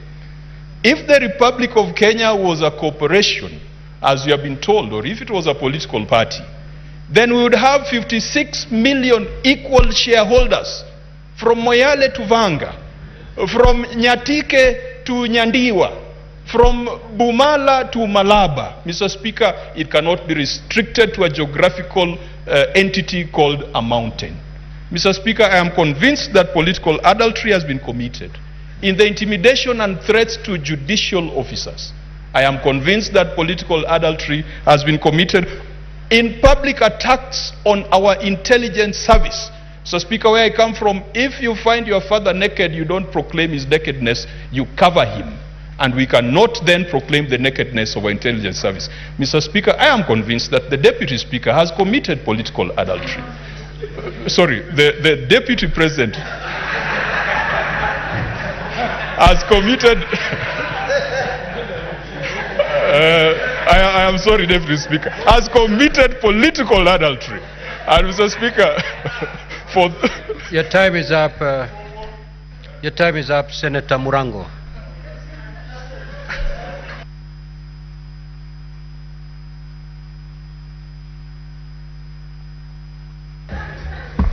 Asante sana mstahiki Spika. Kwanza ningetaka kumwombea afueni haraka naibu wa rais. Alafu niseme hivi. Mstahiki Spika, fisi anapotaka kula mtoto mwanawe husema kwamba ananuka kama mbuzi. Mstahiki Spika, mashtaka iliyo mbele yetu leo ni dhahiri shahiri ya kwamba ni fisi anayetaka kula mwanawe. Mstahiki Spika, wakati Mheshimiwa Karungu Adhangu alikuwa anaongea hapa leo na kuambia ombe msamaha, alikuwa amemwambia naibu mkurugenzi mkuu wa idara ya jinai kwamba anapojibu anjibu na wanao.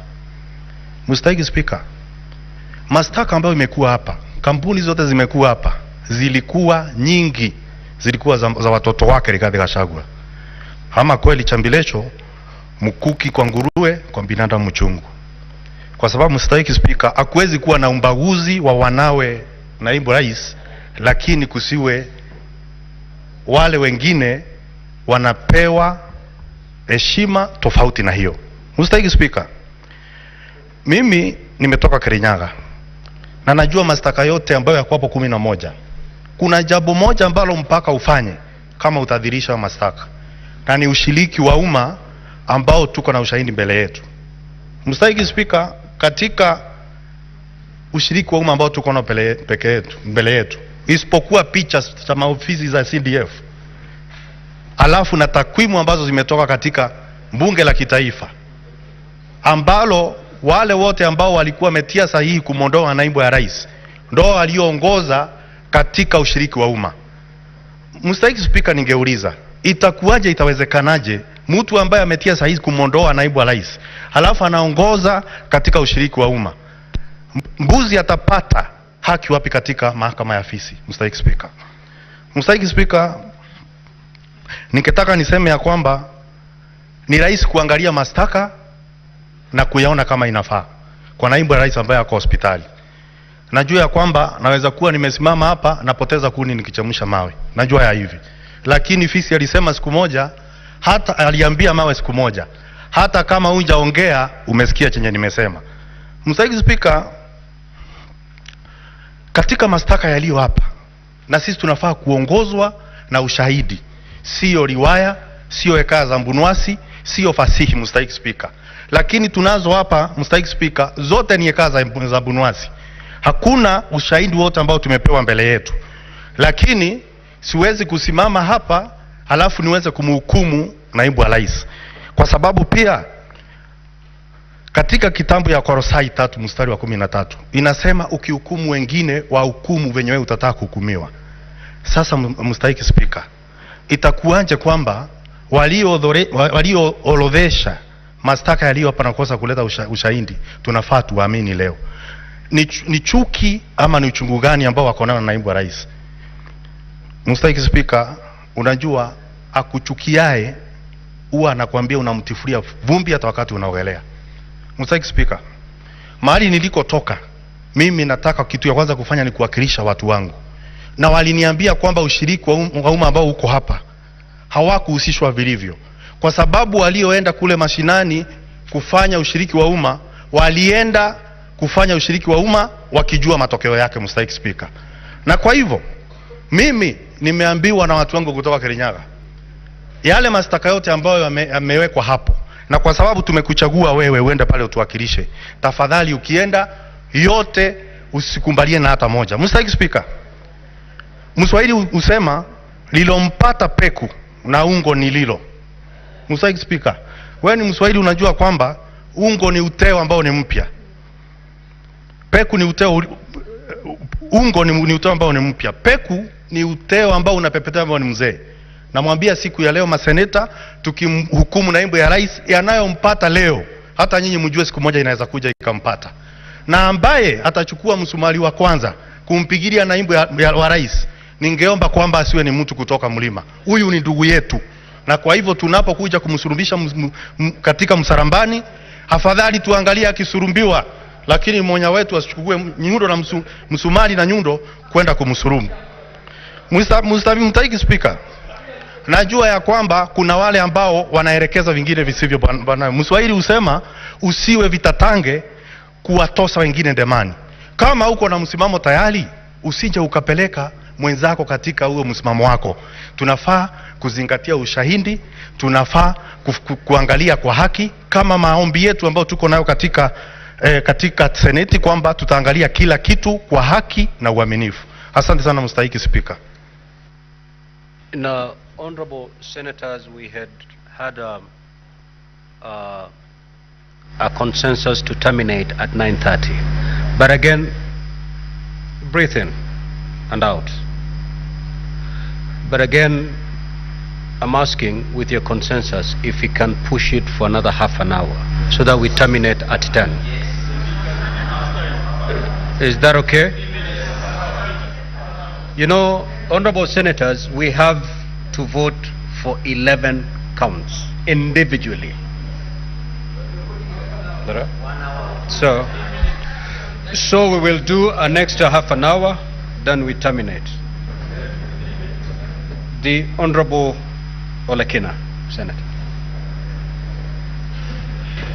Thank you, Mr. Speaker. Mr. Speaker, this evening, let me disabuse this notion that an impeachment process is an attack of the mountain region.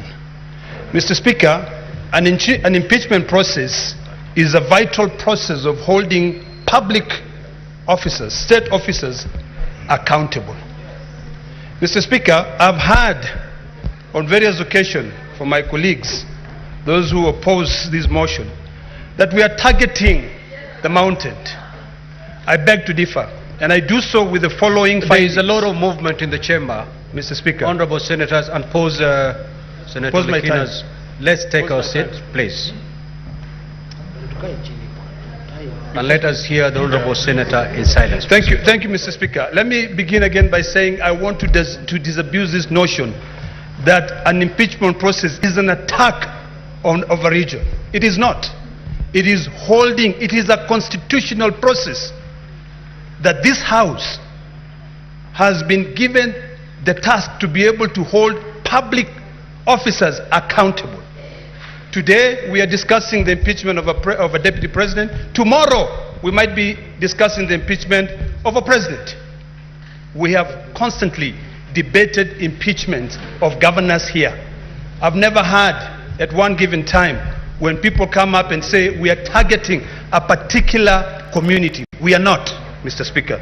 Mr. Speaker, we have been entertained this afternoon or the last 2 days with the defense alleging that the shareholding utterances made by the deputy president is that he was referring to the shareholding of a coalition agreement.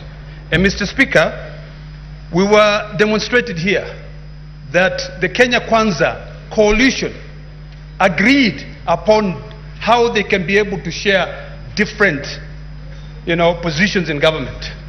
In fact, I thought they would say that the Speaker of this House was also negotiated. I believe when the Speaker of this House was proposed to be voted for, he was voted for by all the senators. And never have I seen the Speaker giving preference to the people of the coastal region. So, Mr. Speaker, I find I'm not convinced by the defense that the shareholding being uttered by the Deputy President is based on a coalition agreement.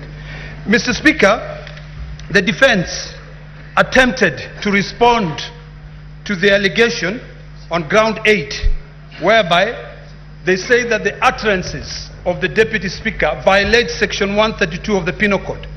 It is important for us to know what Section 132 of the Penal Code says.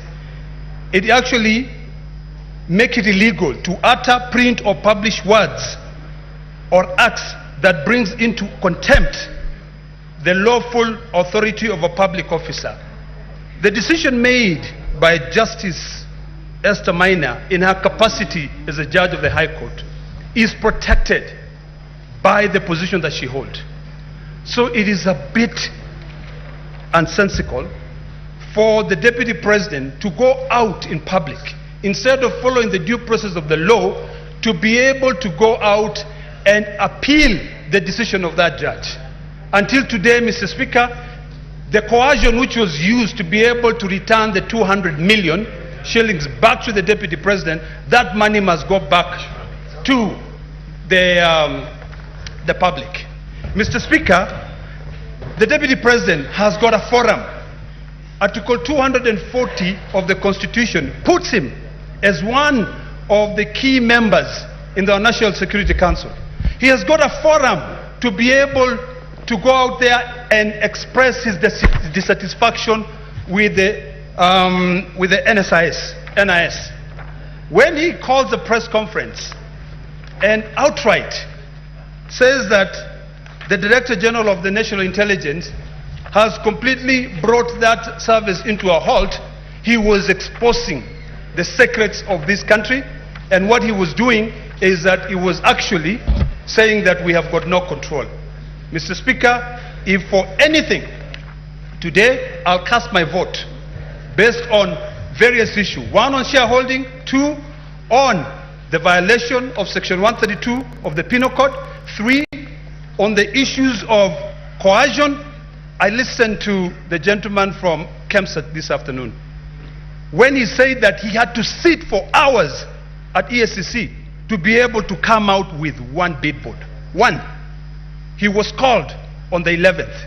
When the defense were trying to justify that, instead of actually reading the recommendation made by the Senate, they were going through the submissions of one of the witnesses who appeared before my Committee of Health. So, Mr. Speaker, I'm convinced. Senator Seki. The senator was elected by the people of Kajiado. Thank you very much. Thank you very much, Honorable Speaker. I also want to put my voice to this motion of the proposal to removal of the Deputy President of the Republic of Kenya, Honorable Rigathi Gachagua, as a motion by Honorable Mutuse.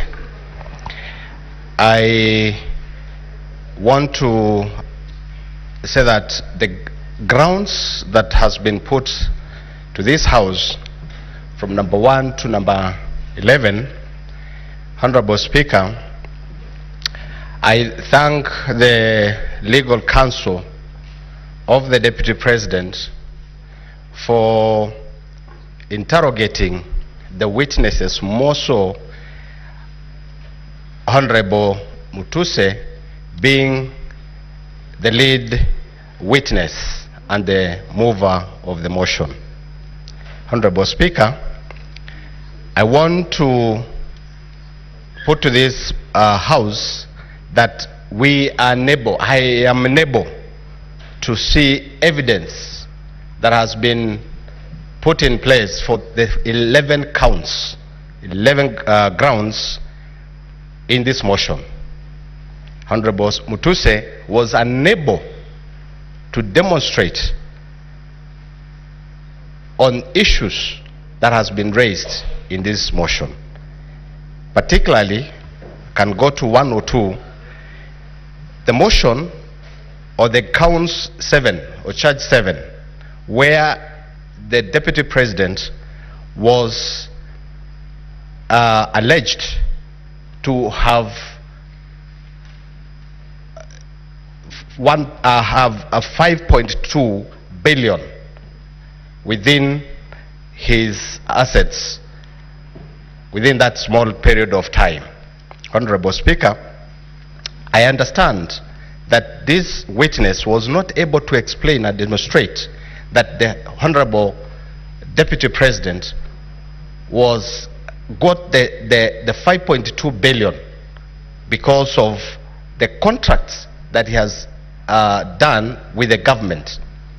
He wasn't able to demonstrate that this money, 5.2 billion, was received or was the Deputy President received because of this, from this company, from another company, or this other company. There was no evidence on this count. Honorable Speaker, the kind of impunity I've seen in the issue of listing 22 companies without evidence of what the track of the monies or funds that has been done or that has been used to demonstrate that these companies are doing business with government was not there. This is impunity of a high order. To bring 22 companies and you are unable, as a move of the motion, to explain that this company A, company 1 to company number 22 have received or got money from government or from government institutions. But you just put it on the motion and it becomes something to impeach the Deputy President. Honorable Speaker, we have seen where the Deputy President is alleged to have conspired with a company, Agro-Brick Investment Limited, where the control of State House, as an accounting officer of the State House, signed the contract, and it is brought to the motion that this contract and this company is alleged to have been a company to remove the Deputy President. Honorable Speaker, this House this afternoon received a report from the legal counsel of the Deputy President that the Deputy President is sick.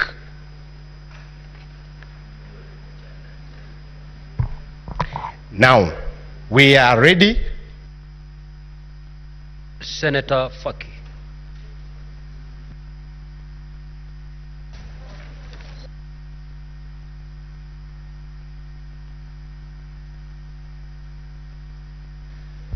Asante Mheshimiwa Spika kwa kunipa fursa hii kuchangia mswada wa kumbandua naibu wa rais kutoka katika ofisi yake ya naibu wa rais wa Jamhuri ya Kenya. Mheshimiwa Spika, kwanza pia mimi nijiunge na wenzangu kumtakia afueni haraka naibu wa rais, kwa sababu tulikuwa ni matarajio yetu kwamba jioni ya leo angekuwa hapa kujitetea kwa madai kadha wa kadha ambao ameletewa katika bunge hili ili kuweza kutakasa jina lake. Mheshimiwa Spika, nimeweza kuangalia mashtaka yake 11 na baadhi ya mashtaka ambayo nimeona kuwa yamenigusa ni kwanza ni shtaka la kwanza ambapo ni kusema kuwa Kenya ina wenye hisa na kwake wenye hisa ni wale ambao walipigia kura Kenya Kwanza katika uchaguzi wa mwaka 2022. Mheshimiwa Spika, hiyo imebagua makabila zaidi ya 47 katika nchi yetu, na sisi ambao tutoka pwani, ambao kutoka mwanzo pwani ilikuwa si koloni ya Kenya, ilitupa mshtuko mkubwa kwa sababu tuniona kwamba tunazidi kutengwa katika mamlaka ya jamhuri yetu ya Kenya. Mheshimiwa Spika, shtaka la pili ambalo limenibamba ni la kuhusu ukiukaji wa sheria, na hapa nitaangazia shtaka la pili na shtaka la 6 ambapo amekiuka sheria inayohusiana na uwiano katika nchi yetu ya Kenya na vile vile pia kuleta makabila na jamii zote pamoja.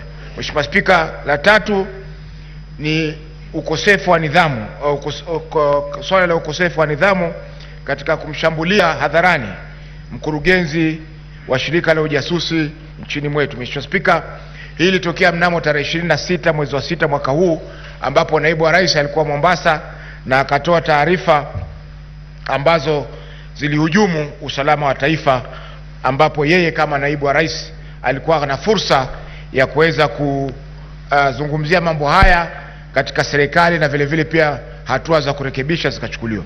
Mheshimiwa Spika, tunapoangalia makosa yote haya ni kwamba haya yasingeweza kumfika naibu wa rais kwa sasa, kwa sababu masuala haya ambayo yameangaziwa hapa yaliangaziwa na Senator Sifuna alipoleta mswada wake wa kumkosoa naibu wa rais, lakini mswada ule ulikufa ndani ya bunge hili la Senate. Mheshimiwa Spika, masuala ya ukiukaji wa kiapo haya, Mheshimiwa Spika, hayana nguvu kwa sababu wakati alipokuwa anaapishwa siku ya kwanza aliapa viapo viwili. Kwa hivyo hatujui ni kiapo kipi ambacho alikikeuka wakati Mheshimiwa Mudhusi alipokuja hapa na kuzungumzia masuala haya. Mheshimiwa Spika, nikimalizia nitamnukuu Senator Orengo aliposema kwamba katika bunge lililokwisha kwamba mapinduzi yanakula watoto wake. Kwa Kiingereza, revolutions eat their own children. Na hii tunaona kwamba mapinduzi yameanza kula watoto wa Kenya Kwanza, wakianza na mtoto mkubwa kabisa ambaye ni naibu wa rais. Kwa hivyo ni masuala ambayo yameendelea katika bunge hili. Bunge lililokwisha tuliona hapa Profesa Kindiki aliteta sana hapa, lakini vile vile mapinduzi yakamla. Kwa hivyo ni kwamba lazima tujenge siasa katika nchi yetu ambazo zitakuwa ni siasa za kusonga mbele. Tukichaguliwa kama viongozi, tuzungumze masuala ya kitaifa. Tusizungumze masuala ya vijijini mwetu, wakati sisi matarajio wa Kenya wote ni kwamba tunazungumzia masuala ya kitaifa. Kwa hiyo Mheshimiwa Spika, napongeza pia bunge hili la Senate kwa kuonesha ukakamavu na vile vile pia umahiri mkubwa wakati tumeweza kusikiza kesi ya naibu wa rais. Labda kwa siku za usoni tutapata pia fursa ya kusikiza kesi ya rais wa Jamhuri ya Kenya katika bunge hili letu. Asante Mheshimiwa Spika kwa kunipa fursa hii. Senator Oroba.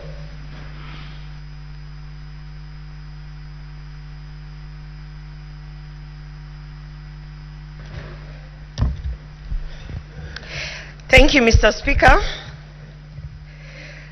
First of all, I want to say that this is not about a relationship. It's not about a friendship that has deteriorated.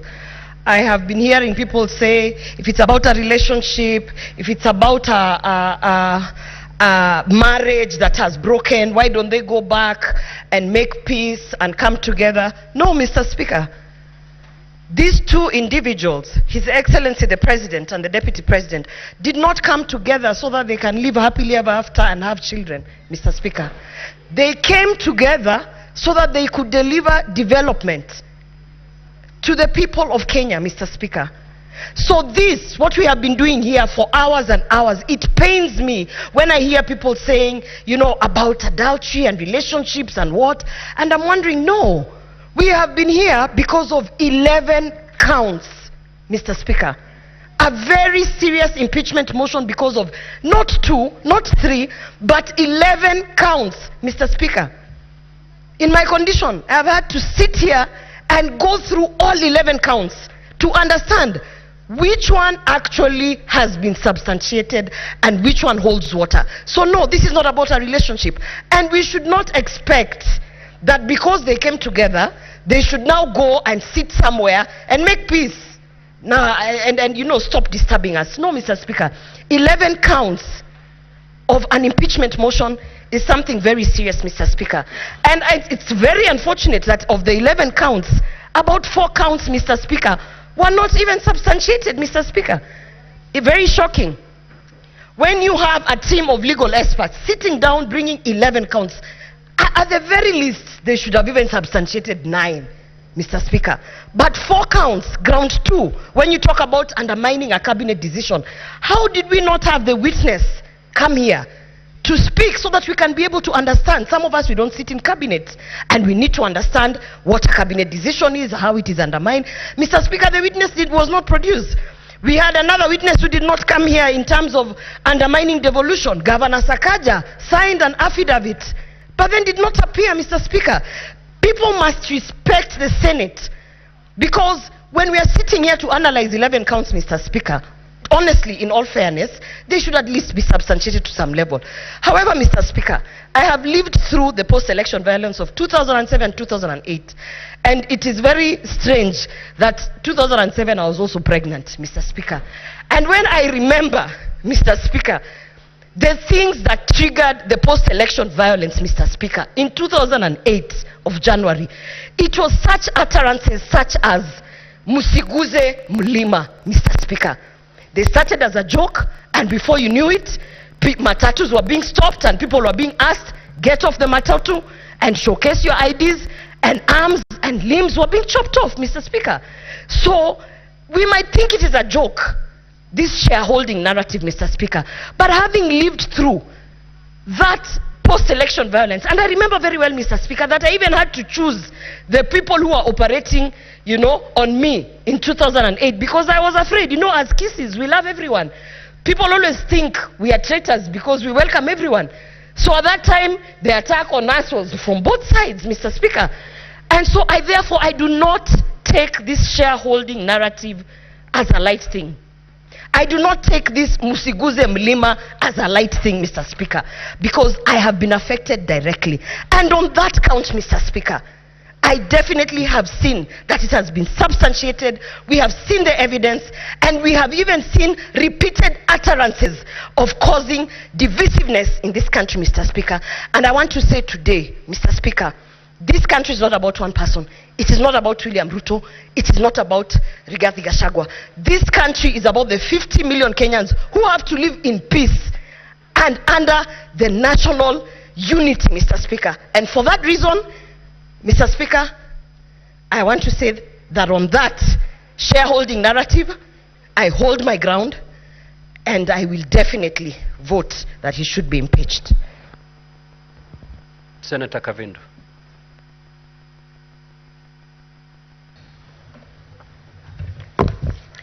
Thank you, Mr. Speaker, for giving me this opportunity. Let me start by telling His Excellency, the Deputy President of this country, pole sana, and we wish you a quick recovery. Two, Mr. Speaker, I want to quote a scripture which has been quoted here, John 8:7.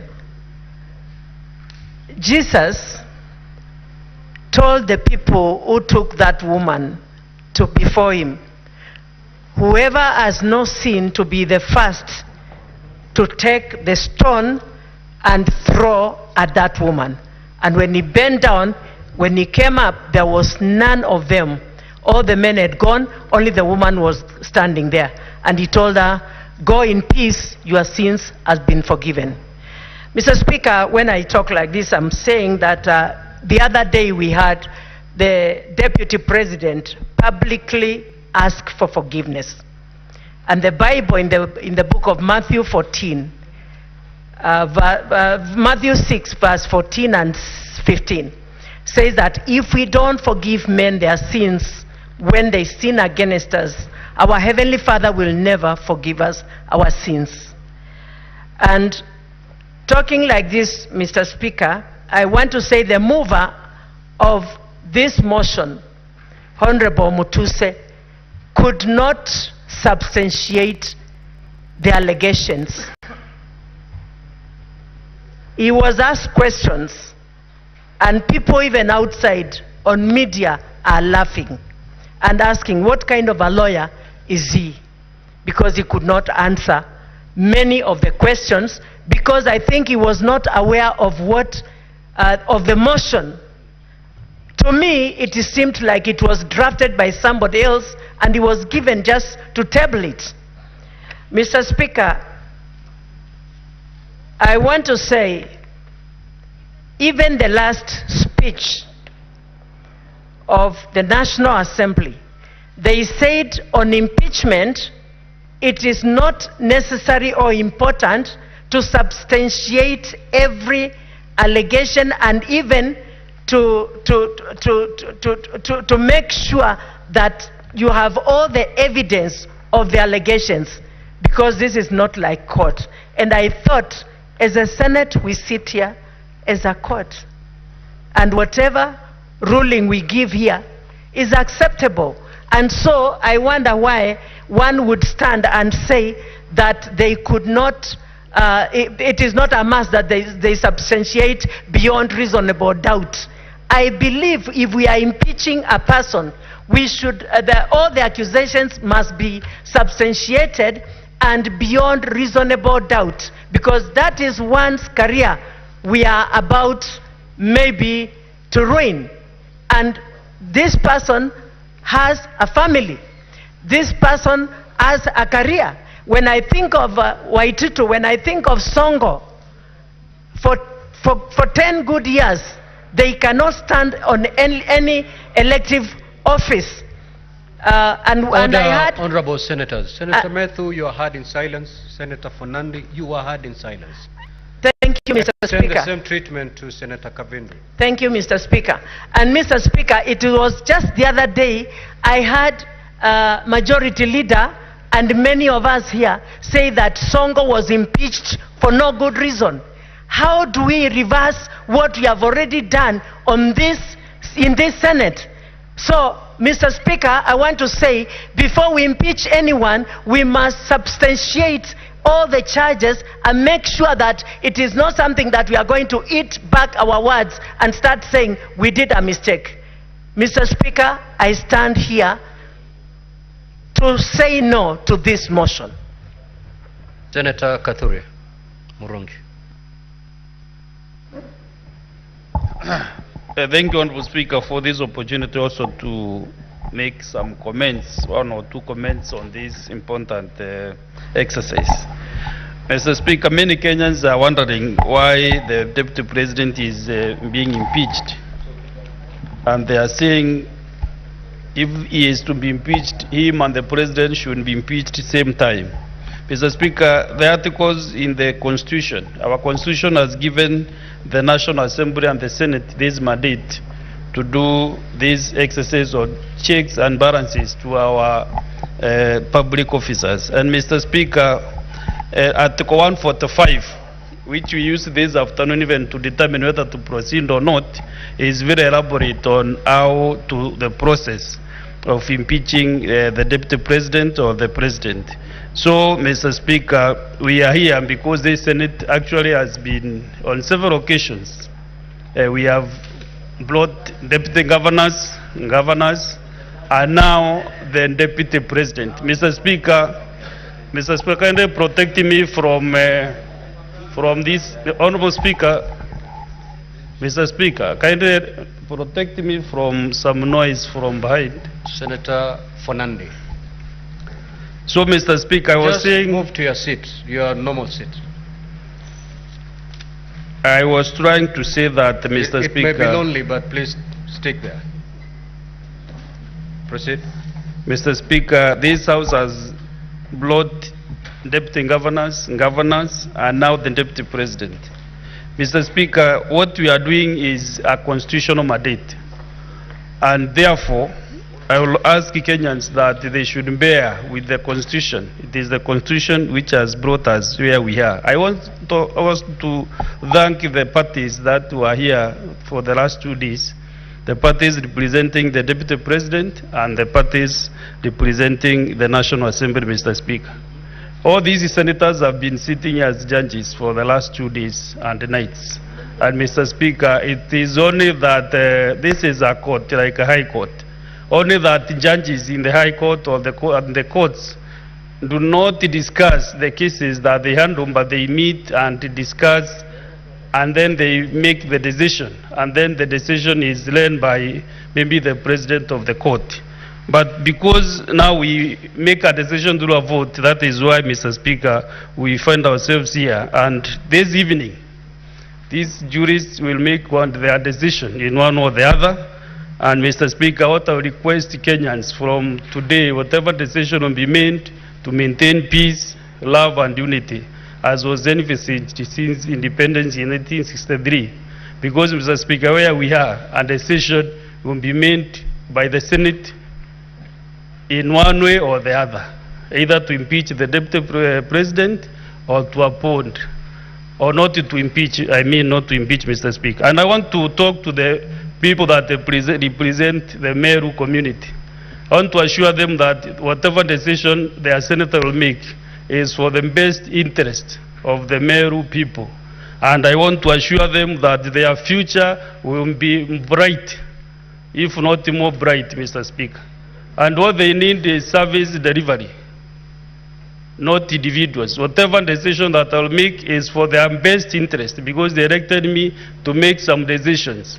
Some are soft decisions or hard decisions. But what they need at the end of the day, they will ask their senator for 5 years, what have you done for us? But as I finish, Mr. Speaker, I want to encourage all of us in a verse from the Bible, Thessalonians chapter 5 verse 18, which says that in every situation, no matter what the circumstances, be thankful and continually give thanks to God. For this is the will of God for you in Christ Jesus. So, whatever you do, thank God. Whatever happens to you, thank God, because we always should give thanks to God. Thank you very much, Mr. Speaker. Senator Christo Lasige.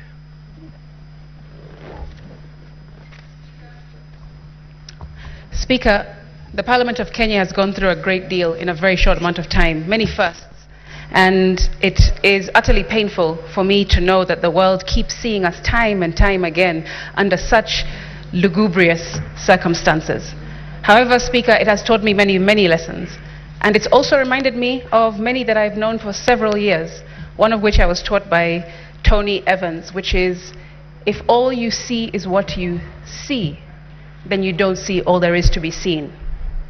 Speaker, I have never met the Deputy President. In fact, in the last 2 days, the first time we've ever shared any space together. And to be honest, I don't think that we have much in common. I personally feel like there is a lot to be desired in his leadership style, for me personally.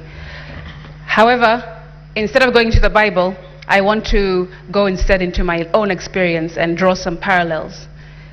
Mr. Speaker, I, of course, people know that I have glaucoma, and I've been fighting and battling it for several years of my life.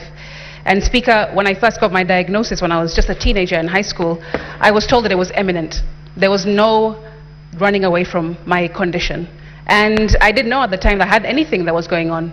I was just going about my life, but inside of me and around me, there was a condition that was building up and building up and building up, and I had no idea what was going to happen in the future. Mr. Speaker, now I've been left blind, and I cannot see in front of me even when I put my hand in front of my face. Mr. Speaker, the parallels I draw with my life and the current hearing that we are sitting in today is that the Deputy President did not foresee this happening to him either. Mr. Speaker, I have also drawn parallels of feeling out of control, which I assume that he feels. Being given a diagnosis that seems imminent, that he cannot stop. Mr. Speaker, I also feel that he is probably feeling fear. That's what I've heard. Mr. Speaker, feeling betrayed, feeling angry. And I felt all those feelings because of a situation that I can draw parallels with in this hearing.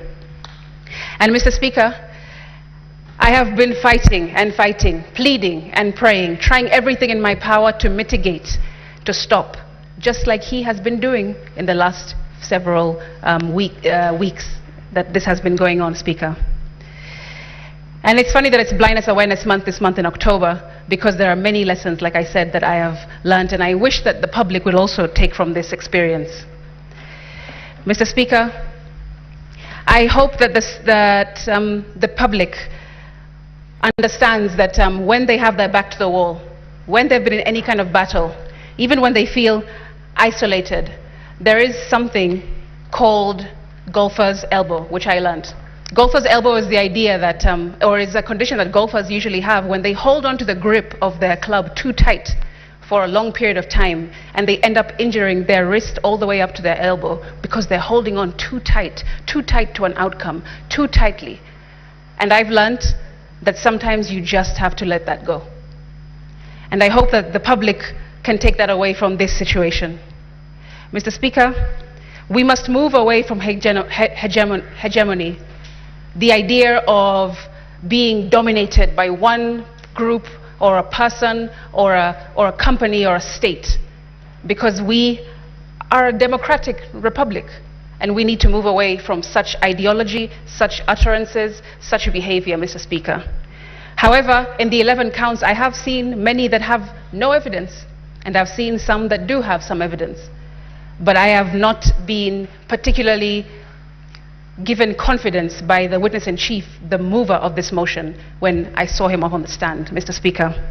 Although none of us can relate to what it's like to being a deputy president in this room for sure, we can definitely relate to the lessons that I've just mentioned. Mr. Speaker, make decisions today that will not betray you tomorrow. That's one. I also want to share that even though you're in a battle, whatever that might be, financial, personal, medical, whatever it is that you're going through at the moment, and you feel like your back is on the wall and everything, all the odds are against you, remember that it gets better. You do better. You will experience better. And we will become better, Mr. Speaker.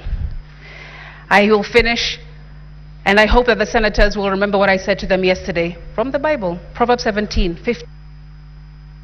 Senator Newton.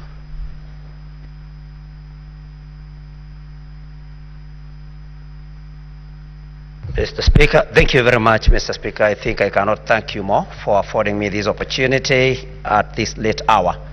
Mr. Speaker, I stand right from the onset to say that I oppose this particular motion, Mr. Speaker, and I have reasons for doing so. Mr. Speaker, the key witness or the mover of the motion came before this House yesterday, Mr. Speaker. And although I'm not a lawyer, but I know that it is there in the rules of natural justice that whoever alleges must prove.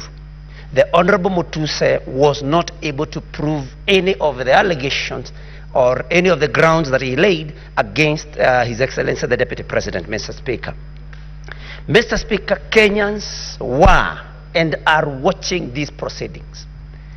They were able to see the cross-examination and to hear the cross-examination of the Honorable Motuse, Mr. Speaker.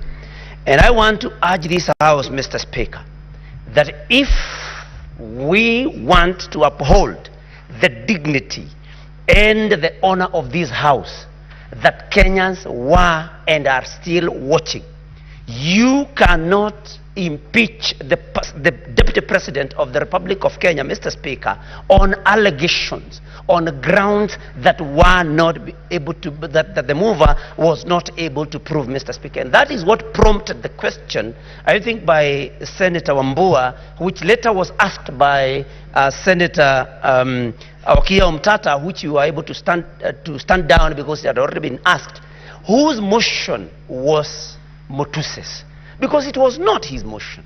He had no proof of any or for any of the allegations, Mr. Speaker, and that is why this House, in order for us to uphold, like I've said, the dignity and honor, we need to vote no to this motion, Mr. Speaker. Mr. Speaker, many that have spoken before me have talked about the woman, the adulterous woman that was caught in the Bible. Senator Kajwang put it even better, that they did not bring the man that she was caught in the act with. Mr. Speaker, we need to ask ourselves, how good are we? How clean are we? Are we qualified to throw the first stone, Mr. Speaker? I think that is the first question that we should ask ourselves. That as we judge the Deputy President, how good are we? How many mistakes, how many offenses have we ever committed? How many sins even have we ever committed? And God forgive us, and our fellow human beings also forgive us, Mr. Speaker. But the most moving thing, Mr. Speaker, is that we did not give the Deputy President an opportunity.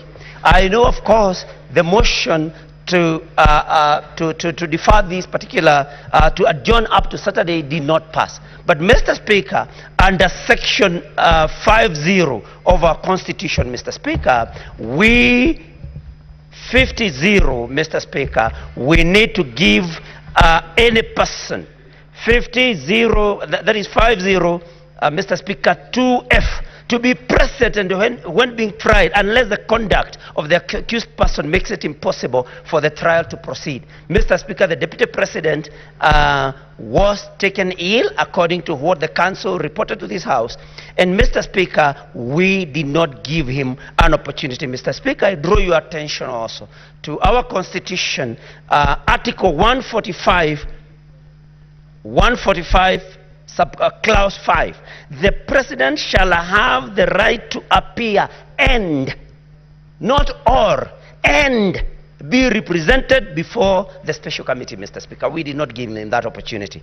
Mr. Speaker, because I can see my time is wearing out, if not for anything, Mr. Speaker, I ask this House, you cannot condemn a sick person.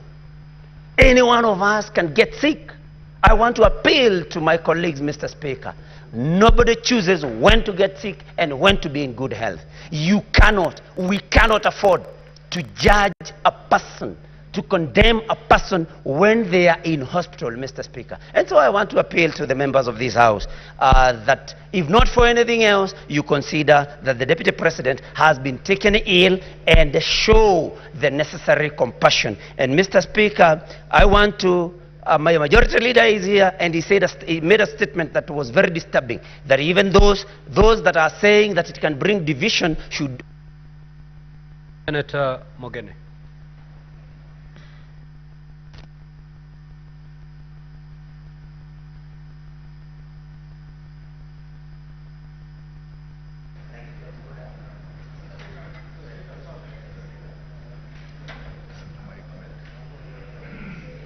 Mr. Speaker, sir, first on my own behalf and on behalf of the people of the great county of Nyamira, I want to send a message of quick recovery to His Excellency President Rigathi, and we wish him a speedy recovery.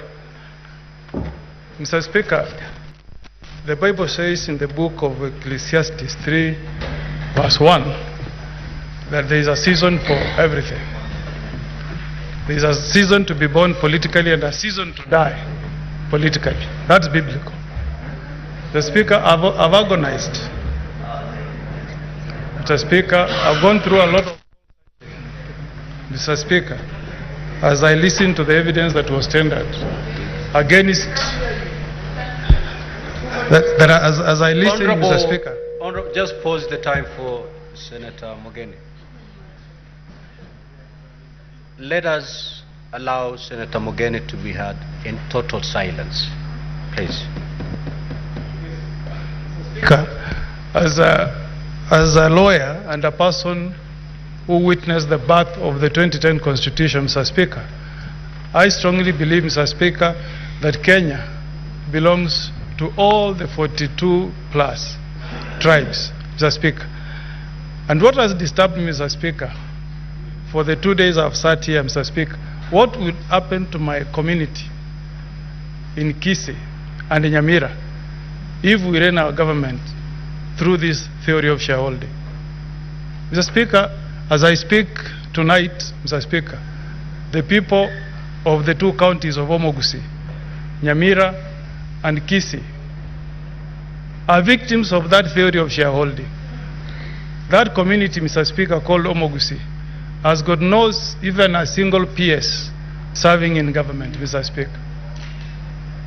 Mr. Speaker, as we speak this evening, Mr. Speaker, the Omogusi people, Mr. Speaker, have been the biggest victims of this theory of shareholding. Mr. Speaker, the Constitution that we enacted in 2010, in Article 27, Mr. Speaker, clearly states that we should not discriminate, Mr. Speaker. I hope, Mr. Speaker, when I cast my vote tonight, I'll be sending a message from the people of Nyamira, Mr. Speaker, that a government is formed for all the tribes in the Republic of Kenya, Mr. Speaker. I've agonized, Mr. Speaker, on the issues that have been brought in this motion, touching on the widow and the children of the late Governor for Nyeri, Gachagua. And Mr. Speaker, I wondered if adverse statements and inferences have been made touching on the conduct of the Deputy President against the widow of the former governor and the children of the late governor, the nephews of the Deputy President. Why, Mr. Speaker, I ask as a father, why, Mr. Speaker, did the widow and the children of the late Governor Gachagua swear an affidavit to dispel all the things that have been said against a scheme of swindling those children? Why, Mr. Speaker? Why didn't they swear an affidavit, Mr. Speaker?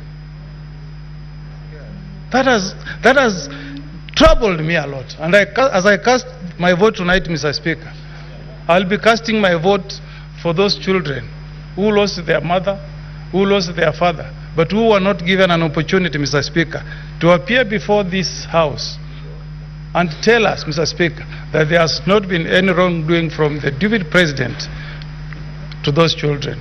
Count number 1, count number 8 is about the utterances that were made by the Deputy Speaker.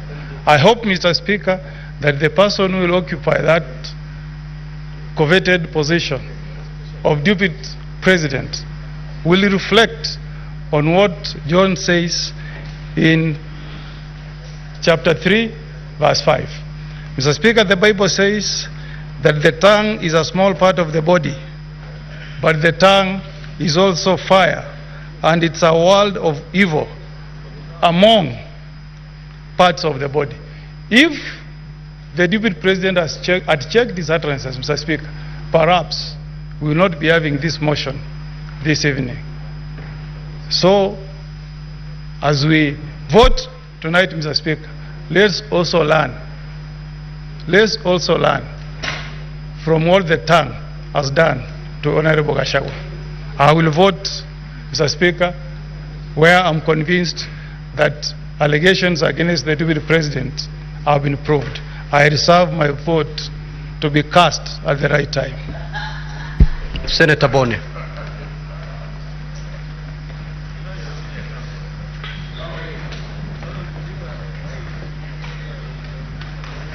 Thank you, Mr. Speaker.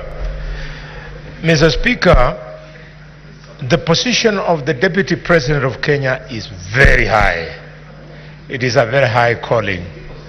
And therefore, Mr. Speaker, as we make a decision on the Deputy President of Kenya, I want to remind him that of those to whom more is given, indeed, more is expected of them. And he should not feel that he is being victimized because, Mr. Speaker, the highest standard of this Constitution in 2013, by dint of lack of integrity, the Deputy Chief Justice, Nancy Barasa, lost her job merely because she pinched the nose of Kwamboka. The Deputy President indeed did worse than pinching the nose of somebody. Mr. Speaker, the Deputy President, seeing the allegations against him, I can't imagine that he moves around with the moninga of man of faith and truthful man. Mr. Speaker, if really we must talk about faith, may I remind the Deputy President of a man of faith, a man of letters called Bill Paul. Bill Paul said, man of faith, that integrity is like virginity.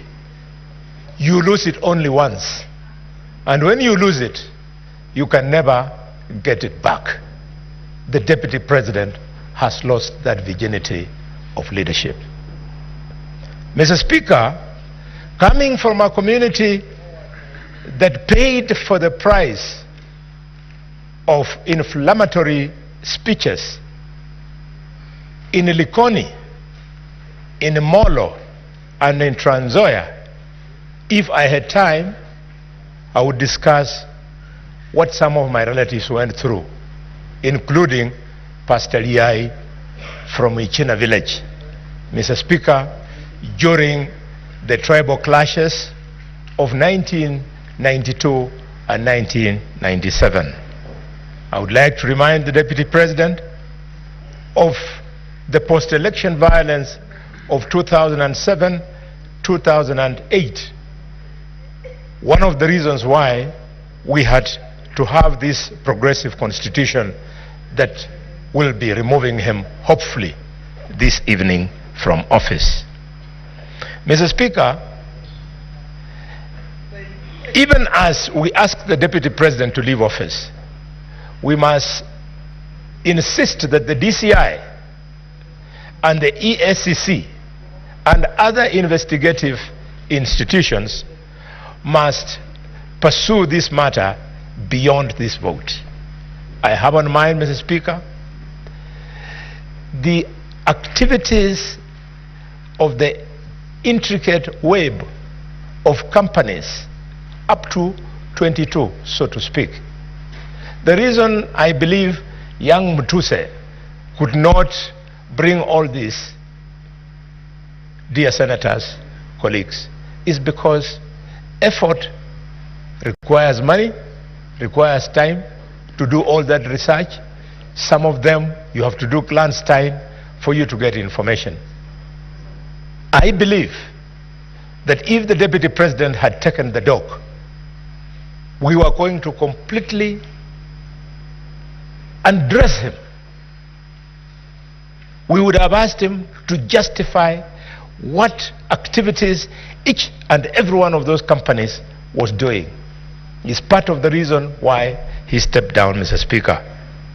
Mr. Speaker, I have evidence, which I don't wish to be part of the case, that as soon as the Deputy President's brother died, the wife went to the corporate branch of the cooperative bank and started crying there that the manager should stop the Deputy President from operating these accounts. Mr. Speaker, finally, the Deputy President must be investigated for the role. Senator Eddy.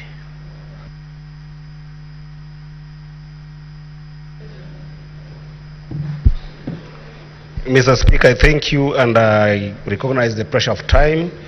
Mr. Speaker, I am here because of the kindness of the people of Migori County who sent me here that at such a time, Mr. Speaker, I need to be cautious of the Article 125 of the Constitution, which requires us as a House that in matters such as this, Mr. Speaker, we must behave like judges, because under Article 125 of the Constitution, Mr. Speaker, we sit as a High Court, Mr. Speaker.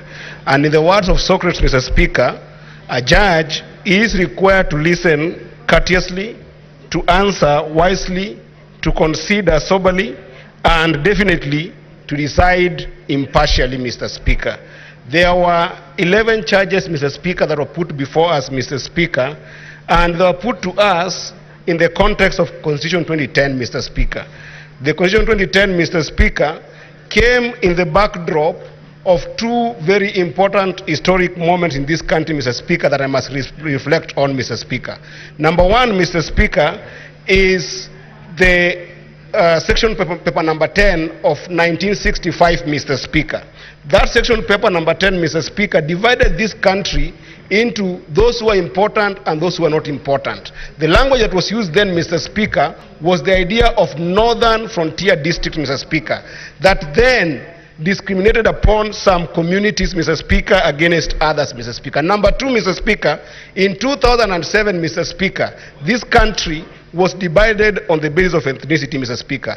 And therefore, I rise to support this motion if my grounds, Mr. Speaker, after listening courteously and considering soberly, Mr. Speaker, are more than half of the charges, Mr. Speaker. And I find that ground 1, 5, and 6 on the utterances of the Deputy President, Mr. Speaker, violate Article 91 of the Constitution and Article 232 of the Constitution. We cannot have political parties, Mr. Speaker, that are founded on the basis of ethnicity and dividing national resources on the basis of ethnicity, Mr. Speaker. Number two, Mr. Speaker, that would make the ground number 4, which actually also happened to be reason number 4 for why the Deputy President must leave office, Mr. Speaker, the violation of Article 160 of the Constitution, Mr. Speaker, of undermining the judiciary, Mr. Speaker. There was an imminent threat to the judges there, Mr. Speaker. You realize that in my judgment, Mr. Speaker, I excuse ground number 8 on the basis of the fact that there was no proof that there was a petition that was not filed, Mr. Speaker. But on the threat, Mr. Speaker, I think that the Deputy President stands impeached, Mr. Speaker. Ground number 9, Mr. Speaker, on NIS, Mr. Speaker. We know that this country has faced serious terror attacks, Mr. Speaker. And the moment the Deputy President, Mr. Speaker, showcases the secrecy of deficiency in our security infrastructure, Mr. Speaker, and you know that under Article 240 he has platforms to be able to express himself, Mr. Speaker, it is a violation of the Constitution, Mr. Speaker. Lastly, on ground number 11, Mr. Speaker, on bullying KEMSA official, Mr. Speaker, it has been proven here beyond reasonable doubt, Mr. Speaker, that the Deputy President is not a member of the company that was listed. He's not an employee of that company, Mr. Speaker, yet he goes ahead and makes calls on behalf of that company, Mr. Speaker. That is impeachable. Lastly, Mr. Speaker, I must call the Council of the Deputy President to order, Mr. Speaker, especially Council Paul Muite, Mr. Speaker, for actually practicing law in deceit, Mr. Speaker. You cannot say that at the level of the Deputy President, Mr. Speaker, he was okay in this house the entire time, and then when asked, you are saying you cannot be able to account for his whereabouts, and you know that the Deputy President, Mr. Speaker, also must be able to be taken care of by the DG of Health, Mr. Speaker, who could have given us a document to be able to substantiate whether the Deputy President is sick, Mr. Speaker. While I say sorry to the Deputy President, Mr. Speaker, I think this kind of deceit should also be tantamount to further impeachment, Mr. Speaker. I do therefore say that on ground 2, 3, 7, 8, and 10, they are not substantiated. But on ground 1, 5, 6, 4, 9, and 11, Mr. Speaker, this is a fight against tribalism that is done by one individual that then we must... Senator Osotsi, unfortunately you only have 4 minutes because we terminate at exactly 10:30.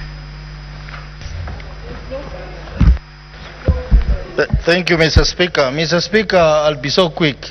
Mr. Speaker, when the Deputy President was here, I remembered the saying of a famous philosopher, 19th century, Lord Acton, who said, power tends to corrupt, and absolute power corrupts absolutely. Mr. Speaker, a few of us here served with the Deputy President in the National Assembly. And when we were there in the National Assembly, the Deputy President was a very humble man, very simple, very social, and was rare to talk. But listening to the judges and having seen what has been happening around, this is not the same man. This is a different man. So indeed, I want to agree with this philosopher that power tends to corrupt and absolute power corrupts absolutely. And this is, it may affect all of us here. So there is something we need to learn from what has happened today. Mr. Speaker, I also want to congratulate the members here for their decency and maturity in conducting a fair trial. Mr. Speaker, it is not true that the Deputy President has not been given a hearing. We had to adjourn this House for 2 hours to wait for the witness to come. He didn't come. And Mr. Speaker, you know that the tradition of this House, that sometimes we receive written submissions. We do that in our committees. We do that in public participation. So the members who are saying that he was not given a fair hearing, is that that is not true, because this House tried as much as possible to get the Deputy President to come. Mr. Speaker, a lot has been said about various laws and articles of the Constitution that the Deputy President has violated. But one important article of the Constitution that runs through all the charges, Mr. Speaker, is Article 131 of the Constitution, which read together with Article 147, clearly says that the Deputy President is a symbol of national unity. That is not the case, Mr. Speaker. Mr. Speaker, if you go ahead, Article 131(2) says that the Deputy President, by dint of Article 147, should respect and uphold and safeguard the Constitution. That is not the case. The Deputy President should promote and enhance the unity of the nation. That is not the case. The Deputy President should promote respect for diversity of the people and communities in Kenya. Mr. Speaker, that is not the case. So if there is any piece of law that is going to send the Deputy President home, is clear violation of Article 131 of the Constitution, because the Deputy President is the principal assistant to the President and therefore exercises powers of the President as per Article 131 of the Constitution. Mr. Speaker, if there is one charge, because we have 11 charges, that is going to send the Deputy President home, is charge number 1. I listened to the evidence that was brought here by his counsel. That evidence of the coalition agreement of Kenya Kwanza was not sufficient, was not convincing. And in fact, Mr. Speaker, the Deputy President conveniently hid for... Your time is up. Majority Leader, you may now move to reply.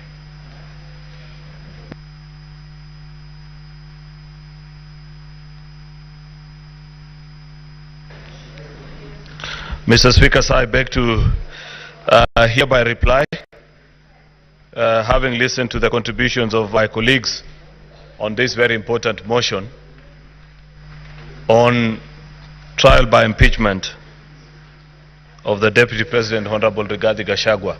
I want to thank colleagues that have taken time to give their views, both in support and those opposing this motion, because that's how you grow a democracy, Mr. Speaker.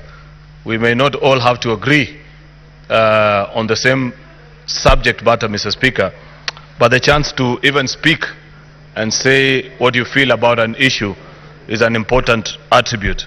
Indeed, Mr. Speaker, I agree with the contribution that was made by one of the advocates for the Assembly, that comparing what you're doing today with previously what used to happen, where in the 1 o'clock news, vice presidents will be changed without any notice. And the elaborate process, Mr. Speaker, that we have gone through up to this point is great for our country. Mr. Speaker, I appreciate the National Assembly, the team of the Deputy President, Mr. Speaker, that has presented us with information to help us make a fair judgment of this case. Mr. Speaker, I strongly disagree with those that hold the view that the Senate hasn't been as fair to the Deputy President as perhaps they would have expected. To the best of my knowledge, Mr. Speaker, I think as a House, we did the best that was within our means. We granted the opportunity, was given sufficient notice, Mr. Speaker. It is only in the unfortunate circumstance of this afternoon where he was taken ill, Mr. Speaker, and I'd wish to take this time to extend my message of goodwill to him and wish that he can quickly recover and get on with his other duties, Mr. Speaker, both as a human being and should, whichever way this vote goes, Mr. Speaker, because it's not in my hands, but in the hands of the 67 jury that are here, Mr. Speaker, that he shall continue to thrive. I wish him well, Mr. Speaker.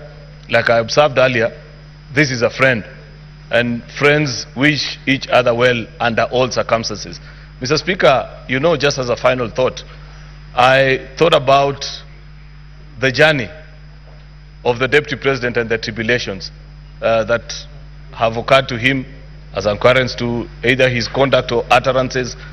And I'm reminded of a book I once read, Mr. Speaker, by Senegalese satirist Osman Sembene, a book called Hala, where, Mr. Speaker, a very rich businessman by the name El Haji looks and desires a beautiful young lady by the name Ngone, and finally takes her in as a third wife.